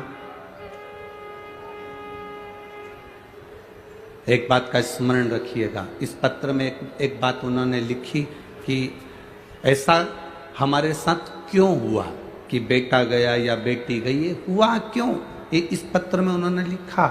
तो ये जो आप पूछ रहे हो, ये हमारे पूर्व के कर्म का कोई भोग होता है। हम कथा में हमेशा कहते हैं, मत बुरे कर्म कर बंदे वरना पछताएगा, भगवान की आंखों से तू बच नहीं पाएगा, तू बच नहीं पाएगा।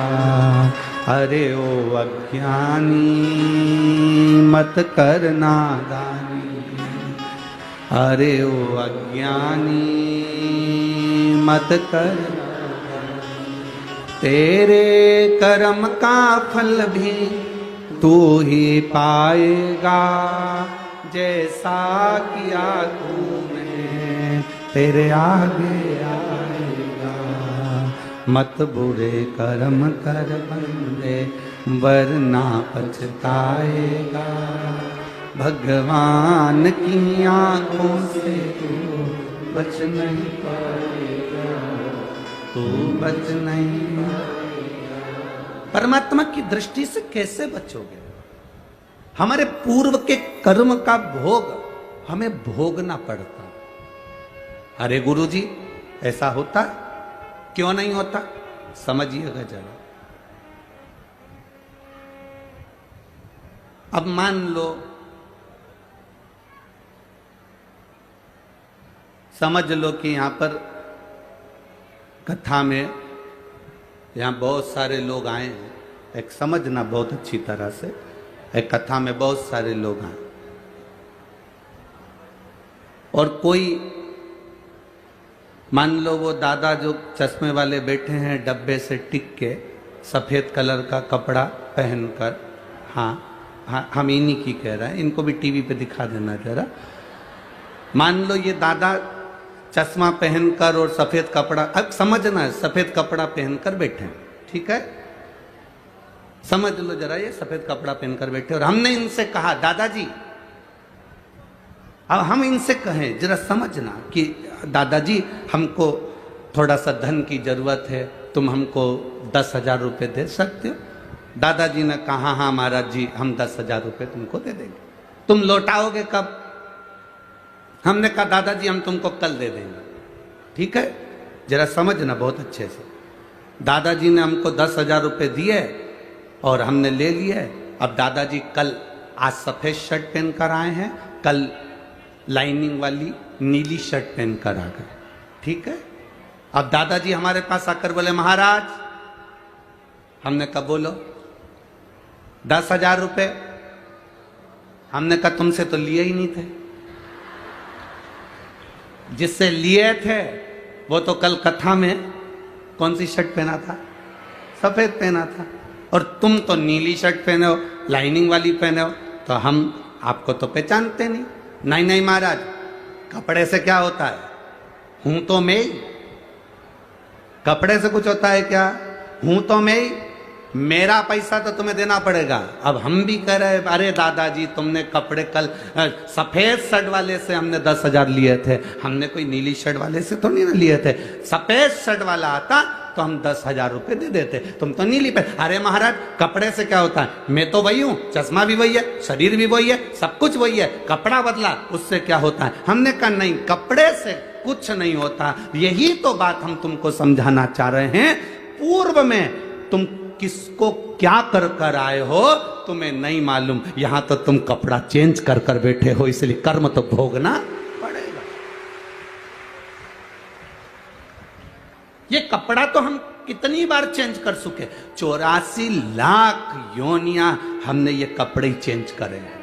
कभी हम पशु बनकर जन्मे, कभी पक्षी बनकर जन्मे, कभी जलचर बनकर जन्मे, कभी थलचर बनकर जन्मे, कभी किसी चोले में आ गए, कभी किसी चोले में आ गए। ये चोला, ये कपड़ा तो हम कितनी बार बदल चुके, पर हमने जो पूर्व में करा, ये आत्मा थोड़ी ना बदलती है। आत्मा बदली क्या? गीता जी में लिखा, भगवान कृष्ण ने गीता जी में वर्णन करा, इस आत्मा को न शस्त्र काट सकता है, न अग्नि जला सकती है, ना वायु सुखा सकती है, ना इसको कोई मार सकता है, ना इसको कोई भेज सकता है। ना अग्नि इसको जलाएगी, ना जल इसको गीला करेगा, ना वायु इसको सुखाएगी, ना ये मरेगी। आत्मा अजर और अमर है। उसी तरह ये कपड़ा चेंज हो जाता है, पर शरीर अंदर से वो आत्मा अजर अमर है। जो तुम पूर्व में कर कर आए हो उसका भोग आज तुम्हें भोगना पड़ता है। इसीलिए बार बार कहते हैं, मत बुरे कर्म कर बंदे वरना पछताएगा, भगवान की आंखों से तू बच नहीं पाएगा, तू बच नहीं। हमारे कर्म का भोग हमको भोगना है। हम पूर्व में क्या करें उसका भोग हमको आज भोगना पड़ रहा है। अगर किसी ने गाली दी है, कोई पैसा खाकर भग गया, कोई अपशब्द कह रहा है, कोई कुछ लेकर चले गया, किसी ने तुम्हारा धन खा लिया, तुम्हारी संपदा खा ली, तुम्हें दुख हो रहा है, तुम्हें लग रहा है मेरे को धोखा देकर चले गया, पर अंदाजा लगाना धोखा नहीं, ये तो पूर्व का था जो आज लेकर गया है। किसी ने अपशब्द कह दिया, वो पूर्व का था जो आज कह रहा है। किसी ने हमको कुछ गाली दे दी, ये पूर्व का था इसलिए दे रहा है। ये कर्म का भोग हम यहीं भोग लें तो अच्छा है। एक कर्म का भोग ले तो अच्छा। एक अपने भीतर एक भाव को प्रकट करो कि हमें भगवान ने जो शरीर दिया वो साधारण नहीं दिया। एक असुर हुआ जिसका नाम था महाशनि। क्या नाम है उसका? महाशनि। देवपितर शिव महापुराण की कथा कहती है। इस महाशनि का काम क्या था? महाशनि का कर्म क्या है? महाशनि का केवल एक काम था, घर में जिस घर के अंदर धूप छोड़ने के बाद पितृपक्ष में 16 दिन, जिस घर में धूप छोड़ने के बाद हाथ की अंजलि में जल लेकर नहीं छोड़ा जाता था, केवल धूप छोड़ दी और अंजलि में से पानी नहीं छोड़ा गया। गाय को श्राद्ध पक्ष में रोटी निकालकर खिला दी, थोड़ा सा जल गाय को नहीं दिया गया। कौवे को रोटी दी गई, कागा को भोजन दिया गया, जल नहीं छोड़ा गया। ब्राह्मण को भोजन कराकर उसको जल नहीं दिया गया। तो इस महाशनि का काम क्या था? श्राद्ध पक्ष में पितरों को जो भाग मिलता था, देवताओं को जो भाग मिलता था, पितृ पक्ष में पितरों को जो भाग मिलता था, जिसमें जल नहीं छोड़ा जाता था, उस भाग के, उस घर की 71 पीढ़ी का पितरों का हिस्सा ये महाशनि अपने खाते में ले लेता था और उसको अपने पक्ष में रख लेता था। तो पितृ उससे तरसते थे, उस भोजन के लिए तरसते थे। अब जरा विचार करिएगा, वैसे तो आप लोग सब समझदार हैं, वैसे तो आप लोग सब अगर धूप छोड़ते होंगे तो जल जरूर छोड़ते होंगे। बोलो सही है, देते हो ना जल? अगर अग्नि में तुमने थोड़ा सा भाग दिया है तो वहां पानी का छोड़ना जरूरी होता है, जल का छोड़ना जरूरी होता है। जल नहीं छोड़ा तो वो भाग महाशनि के खाते में चले जाता है, जल नहीं छोड़ा तो वो भाग महाशनि के पास पहुंच जाता है, महाशनि के खाते में। अब महाशनि उस भाग को एकत्रित करता गया, करता गया, करता गया, करता गया। जब उसने बहुत सारा भाग एकत्रित कर लिया, तब उसने देवताओं पर आक्रमण कर दिया। जब महाशनि के पास में जब बहुत सारा भाग आ गया तो उसने आक्रमण कर दिया। आक्रमण करा, जैसे आक्रमण किया तो देवलोक पर अपना कब्जा जमाने लगा, इंद्रलोक पर अपना कब्जा जमाने लगा। महाशनि ने आक्रमण करते करते करते करते सब जगह पर अपना कब्जा जमा लिया। महाशनि का काम क्या है? महाशनि का कर्म क्या है? अगर वो धूप छोड़ने के बाद पानी नहीं डलता है, जल नहीं दिया जाता है, पितरों को जल नहीं प्रदान किया जाता है, तो वो भाग जो महाशनि लेता है उसका स्थान हमारे घरों में भी बनता चले जाता है। उससे होता क्या है? तो कहा गुरुजी, देव पितर शिव महापुराण की कथा कहती है, घर में मान लो 1 रुपया कमाकर लाया जा रहा है, घर के अंदर यदि 1 रुपया आ रहा है तो सवाया खर्च हो रहा है, घर में धन दिख नहीं रहा। एक जरा सा बर्तन रखा है, उसके पीछे घर में विवाद हो रहा है, तो समझ लो ये महाशनि का भाव प्रबल हुआ है। घर में बच्चे, एक बेटा बीमार हुआ, एक बच्चा बीमार हुआ, ठीक हुआ, दूसरा बच्चा बीमार हुआ, ठीक हुआ, तीसरा बच्चा बीमार हुआ, ठीक हुआ। छोटे बीमार होते होते बड़े बीमार होने लगे, एक बीमार पड़ रहा है, एक ठीक हो रहा है, समझ लो महाशनि का प्रभाव है। मतलब तुमने कि तुम्हारे घर में अगर 4 बेटे हैं, 3 बेटे हैं, उन्होंने धूप तो छोड़ दी, पर किसी ना किसी ने जल देने से उसको जल प्रदान नहीं करा। गाय को रोटी तो श्राद्ध पक्ष में दे दी, पर जल नहीं दिया गया।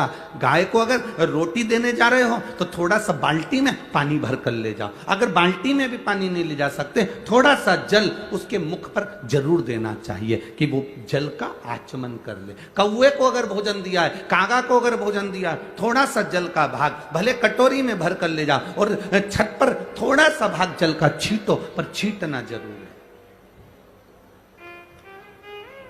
अरे पहले का नियम तो आप लोगों को स्मरण में होगा, आप तो सब मारवाड़ के रहने वाले हो, राजस्थान के रहने वाले हो, क्योंकि सभ्यता और संस्कृति और पहनावा ये मारवाड़ और राजस्थान ने ही प्रदान किया है।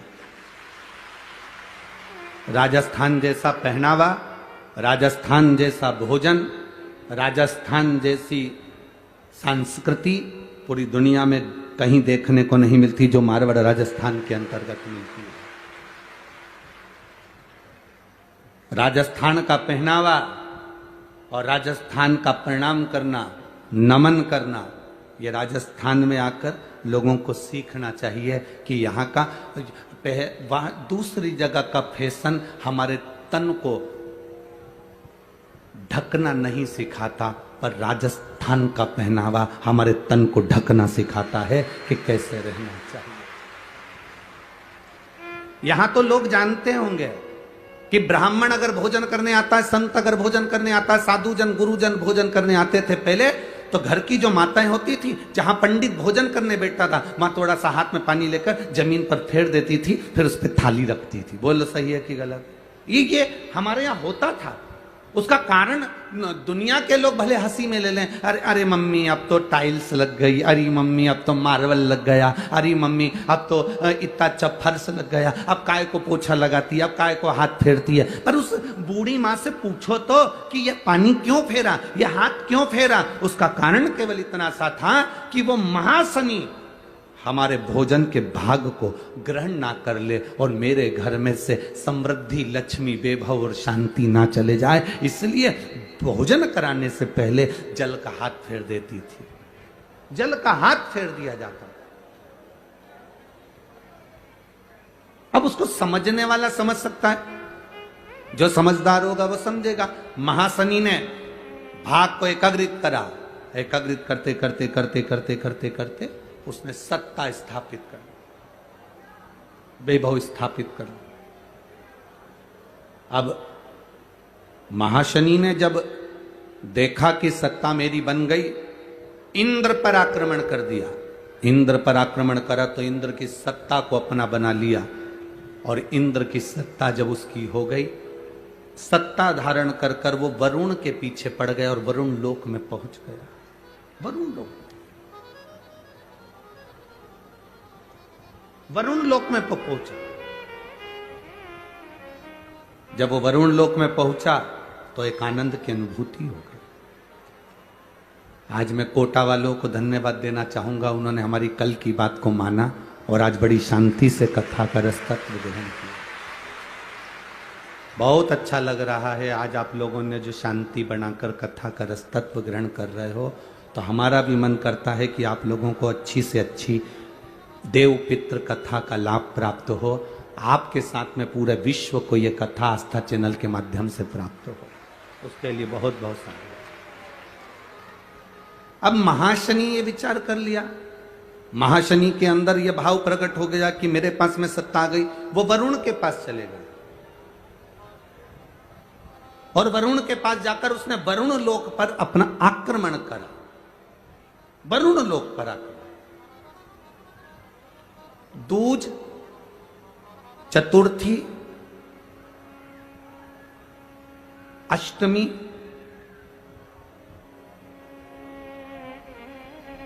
दशमी, एकादशी, प्रदोष, शिवरात्रि, ये तिथियां ऐसी तिथियां हैं जिन तिथियों पर अगर भूलवश भी श्राद्ध पक्ष की दूज, चतुर्थी, अष्टमी, दशमी, एकादशी, प्रदोष, शिवरात्रि, ये श्राद्ध पक्ष की वो तिथियां हैं जिन तिथियों पर अगर गौ माता को एक चुल्लू पानी भी अगर पिला दिया जाता है तो हमारे पूर्वजों को तर्पण और तिलांजलि की जरूरत नहीं पड़ती, वो तर जाते। श्राद्ध पक्ष की ये तिथियां आप भी बोलिए कौन कौन सी?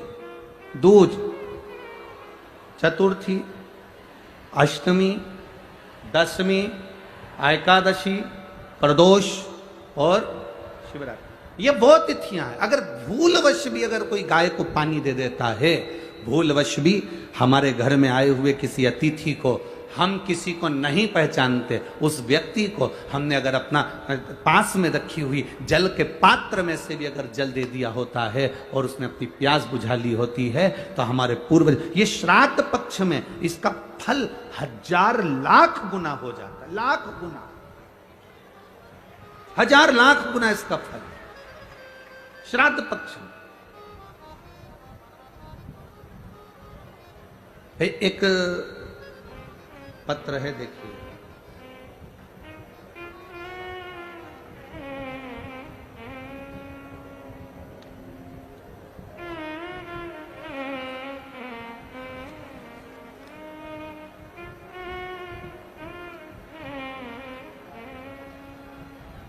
मैं निशा सैनी, पति का नाम सुरेश सैनी, फोन नंबर ये है, जिला सिरसा, हरियाणा से हूं। कहीं बैठी हो तो हाथ हिला सकती हैं, अगर कहीं बैठी हो तो हाथ हिला सकती हैं। दिख गई क्या? हाँ, एक बार वापस हिला दो बहन। ठीक है, दिख गए, ठीक है, दिख गए।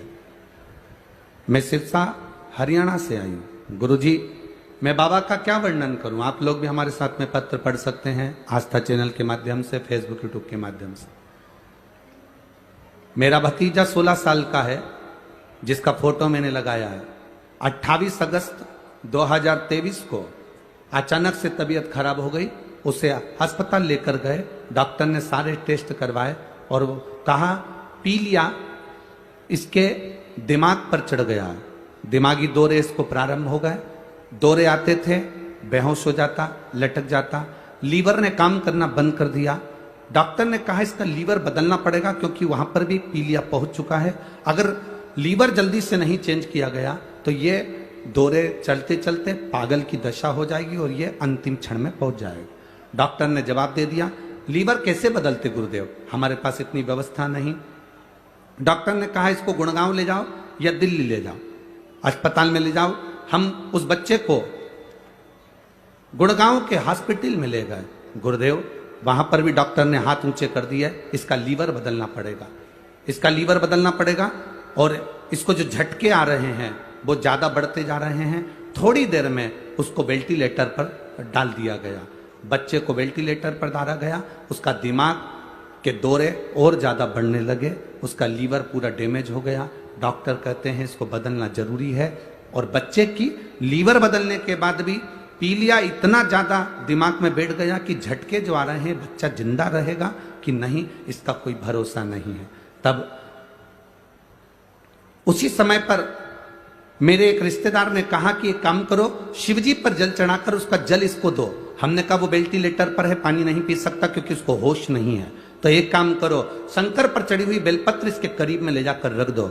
हमने बाबा देवादिदेव महादेव पर भरोसा कर कर बेलपत्र ले जाकर उसके पलंग के पास में रख दी। शिवजी पे चढ़ा हुआ पानी डॉक्टर जी से कहकर कि अब तो इसकी अंतिम सांसें चल रही है, इसके होठ पर पानी लगा देने दो। हमने वो जल उसके होठ पर लगाया। बाबा का हम क्या गुणगान करें। 3 दिन तक लगातार ये करा। चौथे दिन डॉक्टर आकर बोले तुम्हारे लड़के का लीवर काम करना प्रारंभ कर दिया है और उसके झटके बंद हो गए हैं, दिमागी हालत ठीक है।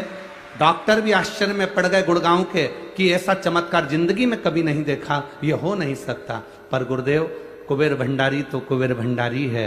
बाबा की कृपा से मेरा बच्चा ठीक हो गया। बच्चे के फोटो लगाए हैं, आप देख सकते हैं। एक फोटो जिसमें बच्चा वेंटिलेटर पर है, दूसरा फोटो जिसमें बच्चा ठीक हुआ। मैं यहाँ पर बाबा को दंडवत करने आई हूँ कि हमारा बच्चा ठीक कर दिया। श्री शिवाय नमस्तुभ्यम। दोनों फोटो देख लीजिए। एक फोटो जिसमें बच्चा वेंटिलेटर पर पड़ा हुआ है, आप आस्था चैनल के माध्यम से, एलईडीओ के माध्यम से, आप फेसबुक यूट्यूब के माध्यम से देख सकते हैं। दूसरा फोटो जिसमें बच्चा ठीक हुआ, उसका फोटो लगाया गया। दोनों फोटो इसके अंतर्गत लगाए गए। एलईडी वाले भी दिखा सकते हैं। 2 फोटो। शिव तत्व की प्राप्ति, भगवान शंकर ओघड़ी की प्राप्ति, शिव तत्व। और बैठो मां, श्री शिवाय नमस्तुभ्यम, बैठ जाइए। हर हर महादेव। शिव शंकर ओघड़ी, त्रिकालदर्शी कैलाशी, हम उसके लिए क्या कर रहे हैं? आज तो आप लोगों ने पत्रों का इतना ढेर लगा दिया कि पढ़ना ही बड़ा मुश्किल है। थोड़े थोड़े तो हम पढ़ ले रहे हैं, तो हम मना नहीं, पर बहुत सारे। शिव तत्व की प्राप्ति कैसे हो?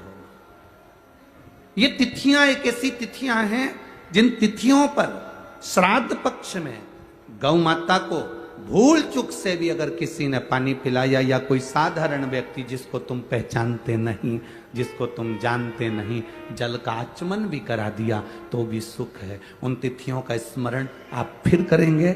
दूज बोलते जाओ, चतुर्थी, अष्टमी, दशमी, एकादशी, प्रदोष, शिवरात्रि, ये श्राद्ध पक्ष की वो तिथियां हैं जिसमें सुख का अनुभव होता है।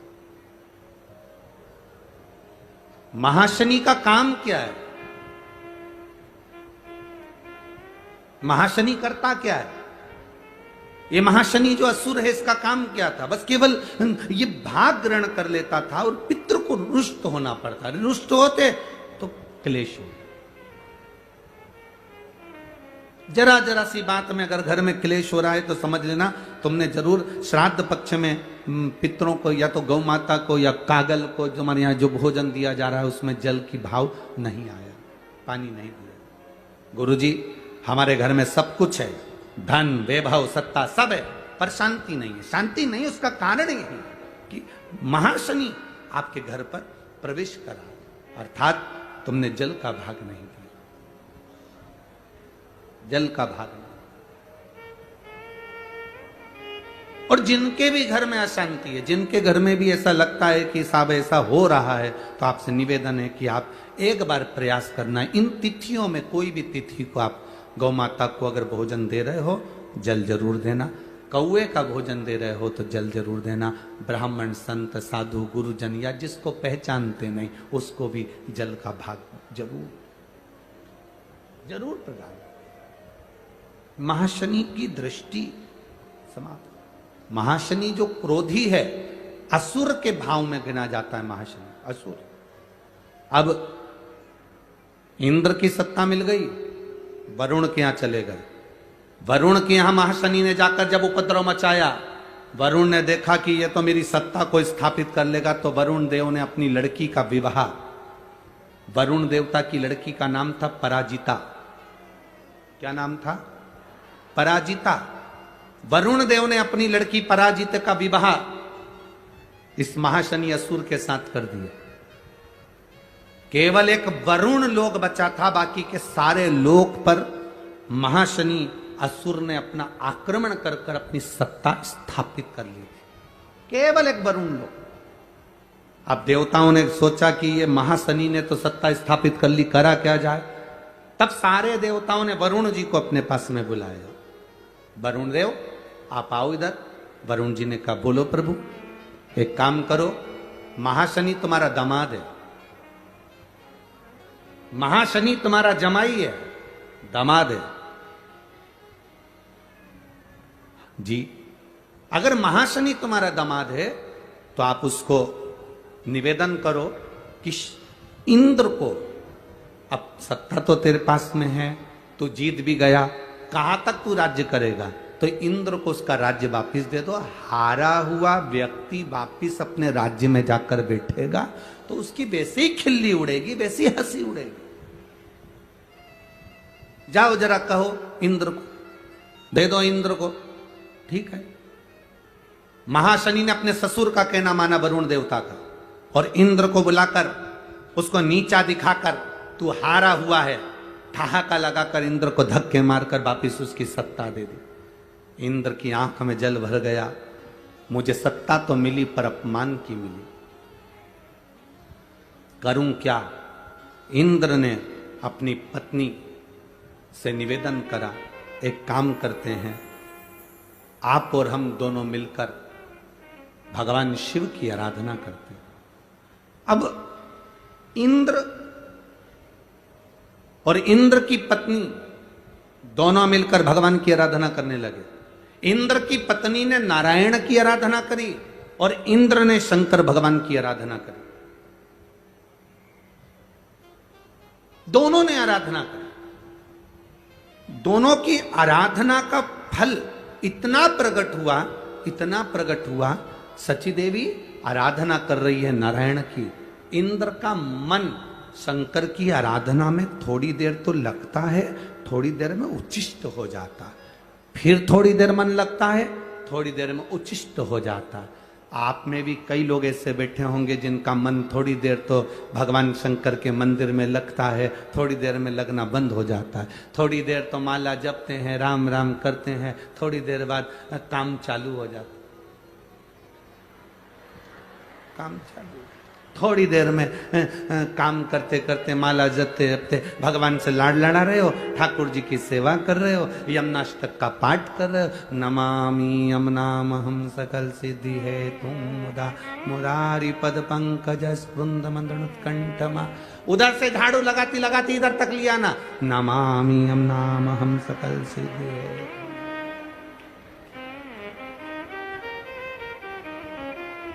फिर चालू हो गई कई कई। इसमें कजन कितने बैठे होंगे सुबेरे सुबेरे भगवान का भजन करने बैठे। जय हनुमान ज्ञान गुण सागर, जय कबीर जागर, राम दूत तुल्य महावीर विक्रम बजरंगी कुमति निवार सुमति के संगी। अरे भगोनी लेकर चली जा, दूध लेकर आ जाना, आधा किलो ज्यादा ले लेना, ससुर जी की तिथि है। जय हनुमान ज्ञान गुण सागर, जय कबीर को जागर, राम दूत तुल्य बलधामा महावीर विक्रम बजरंगी कुमति निवार जय हनुमान ज्ञान गुण सागर, जय।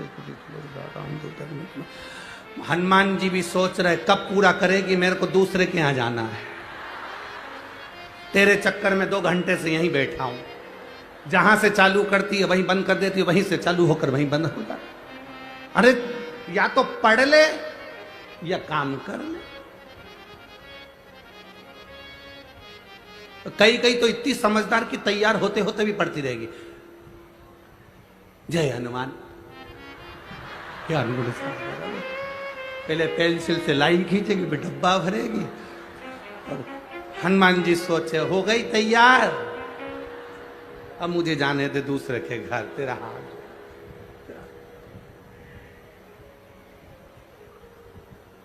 अभी अभी श्राद्ध पूरे होंगे, नवरात्रि आने वाली है, सबके व्रत चालू हो जाएंगे, सबके। कोई चप्पल नहीं पहनेगा, कोई पहनेगा, कोई फलार करेगा, कोई लौंग खा के, कोई पानी पी के, कोई 1 गिलास दूध पर, ना जाने इतने कठोर कठोर कठोर व्रत करेंगे। बस 9 दिन व्रत करेंगे, बाकी के समय तो जो मिल जाए उसको खूब चरेंगे। 9 दिन व्रत करेंगे, क्या हो।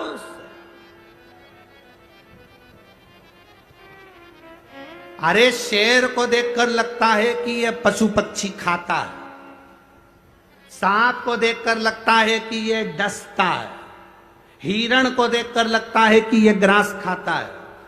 हमारे इन जानवरों से महसूस होता है कि यह मांसाहारी जानवर है, यह शाकाहारी जानवर है।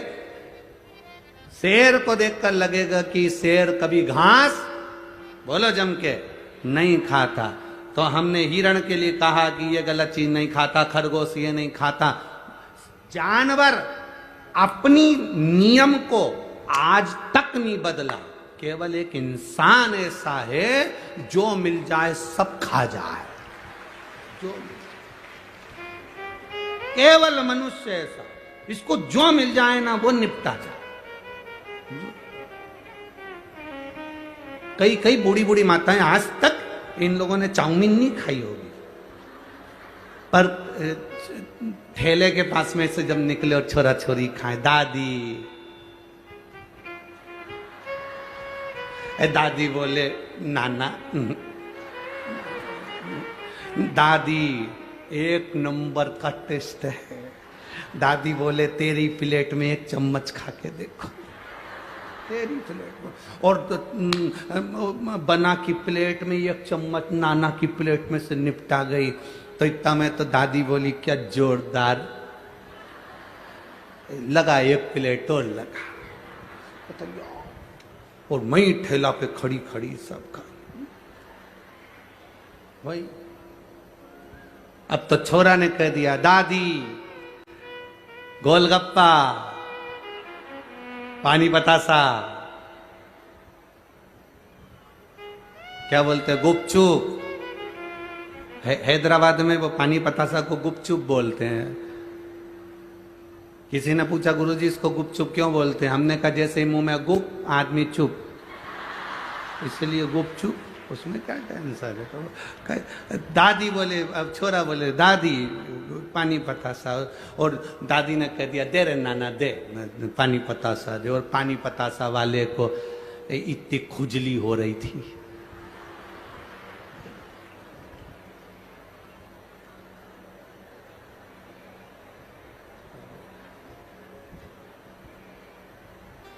वो पानी में हाथ हिलाए, थोड़ी थोड़ी देर में वो नीचे हाथ ले जाए और थोड़ी थोड़ी देर में नीचे पड़े। 3-4 बार दादी ने देखा कि ये बार बार हाथ नीचे ले जाए। फिर अब इतने में दादी ने पूछा, बार बार ये नीचे क्या कर रहा है? कुछ नहीं, बहुत दिन से पांव में एक्जिमा हो गया था, खुजाल मच रही थी। दादी बोली अब खा खाओ उसको क्या। घर में पानी बने ना, पानी पतासा का पानी घर में बने तो छोरा छोरी को अच्छा नहीं लगे। बोलो सही है कि गलत है? घर में चाउमीन बने तो छोरा छोरी के अच्छा नहीं लगे, घर में सामान बने तो छोरा छोरी के अच्छा नहीं लगे, होटल में या फिर वो ठेला पे अच्छा लगे। क्यों?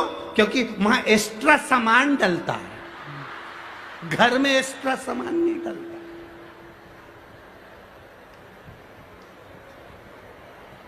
अरे भाई पता नहीं। और कहीं कहीं तो बहुत सारा एक्स्ट्रा डल जाता है, बहुत कुछ। अरे भगवान, घर में जो शुद्धता है, मंदिर में जो शुद्धता है, भगवान के धाम में जो शुद्धता है, परमात्मा के प्रसाद में जो शुद्धता है, वो शुद्धता दुनिया में कहीं प्राप्त नहीं हो सकती जो परमात्मा की भक्ति है। खाकर देखना 56 भोग होटल के, खाकर देखना, और दिवाली होने के बाद कहीं पर 56 भोग लगे हों, अन्नकूट हो रहा हो, उस अन्नकूट में नमक भी नहीं, मिर्ची भी नहीं, तो भी उस राम भाजी को, मिक्स वेज सब्जी को खाकर देखना, 56 भोग फीके, 56 भोग फीके। नवरात्रे में कहीं भंडारा हो रहा हो, घर की पतली पूड़ी खाकर देखना और भंडारे की मोटी मोटी पूड़ी, और काशी फल की सब्जी, कद्दू की सब्जी, आलू की सब्जी, भंडारे की जो खाकर देखना, जो स्वाद घर के भोजन में भी नहीं आए, वो स्वाद परमात्मा की भक्ति की उस प्रसादी में आता है। वो प्रसाद का सुख बढ़ गया, आनंद बढ़ गया। वो सुख कहां नाम? शिव कथा कह रही है, भगवान शंकर का संवाद कह रहा है, शिव महापुराण कह रही है।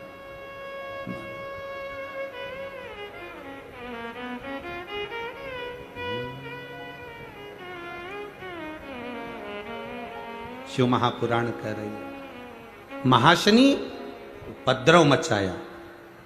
आप अपना नियम बनाकर अगर एक बार महाशनि को, श्राद्ध पक्ष में ये तिथियां बताई गई हैं, इन तिथियों में अगर आपने इस महाशनि की व्यवस्था कर दी, तो समझ लो कि तुम्हारे घर से कभी संपदा, सुख, शांति जाने वाली नहीं, तुम्हारे यहां आनंद की अनुभूति। जितने लोग आस्था पर सुन रहे हैं, जितने लोग फेसबुक यूट्यूब पर कथा सुन रहे हो, जितने इस कोटा नगर की पावन धरा पर जिस कथा को संदीप जी शर्मा जी विधायक जी करवा रहे हैं, इस पवित्र भूमि पर जो कथा सुन रहे हैं, वो अपनी जिंदगी में इस कथा को धारण करें और अपने जीवन में उतारें। उसका सुख, उसका आनंद मिलता जरूर, प्राप्त जरूर होता।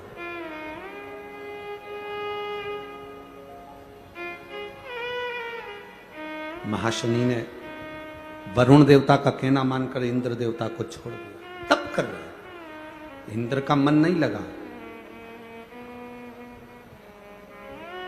इंद्र का मन नहीं लगा। थोड़ी देर मन लग रहा है, थोड़ी देर में विक्षिप्त है। थोड़ी देर में आप हनुमान चालीसा पढ़ रहे, थोड़ी देर में मन हट गया।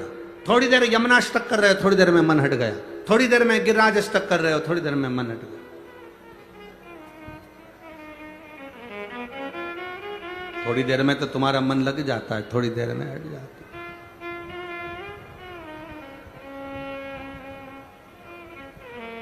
वो कहते हैं तुम्हारी भक्ति थोड़ी लगे। लोग, कई लोग गिरिराज जी की परिक्रमा करने जाते हैं, गोवर्धन नाथ जी की परिक्रमा करने जाते हैं, थोड़ी देर तो परिक्रमा में मन लग जाता है, परिक्रमा में चलते जाए चलते जाए चलते जाए, थोड़ी देर बाद मन उच्चिष्ट हो जाता है, बहुत थकान हो गई, बहुत थक गया, कहाँ आ गया, बहुत भीड़ है, बहुत चलना पड़ता है।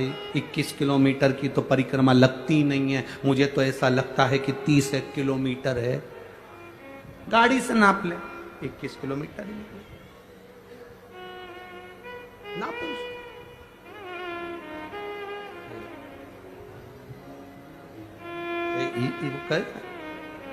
आप लोग जाते हो गिरिराज जी की परिक्रमा करने? कौन कौन जाता है? जरा हाथ उठाओ तो जरा। बहुत बढ़िया, जाना चाहिए। बोल गिरिराज धरण की, जाना चाहिए।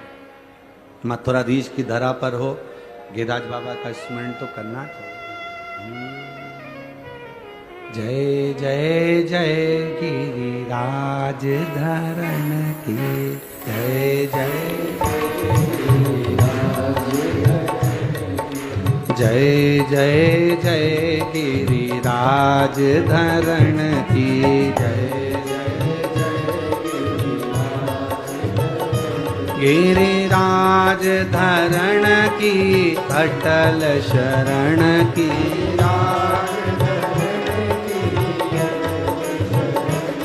गिरिराज धरण की, अटल शरण की, राज धरण ओ जय जय जय गिरिराज धरण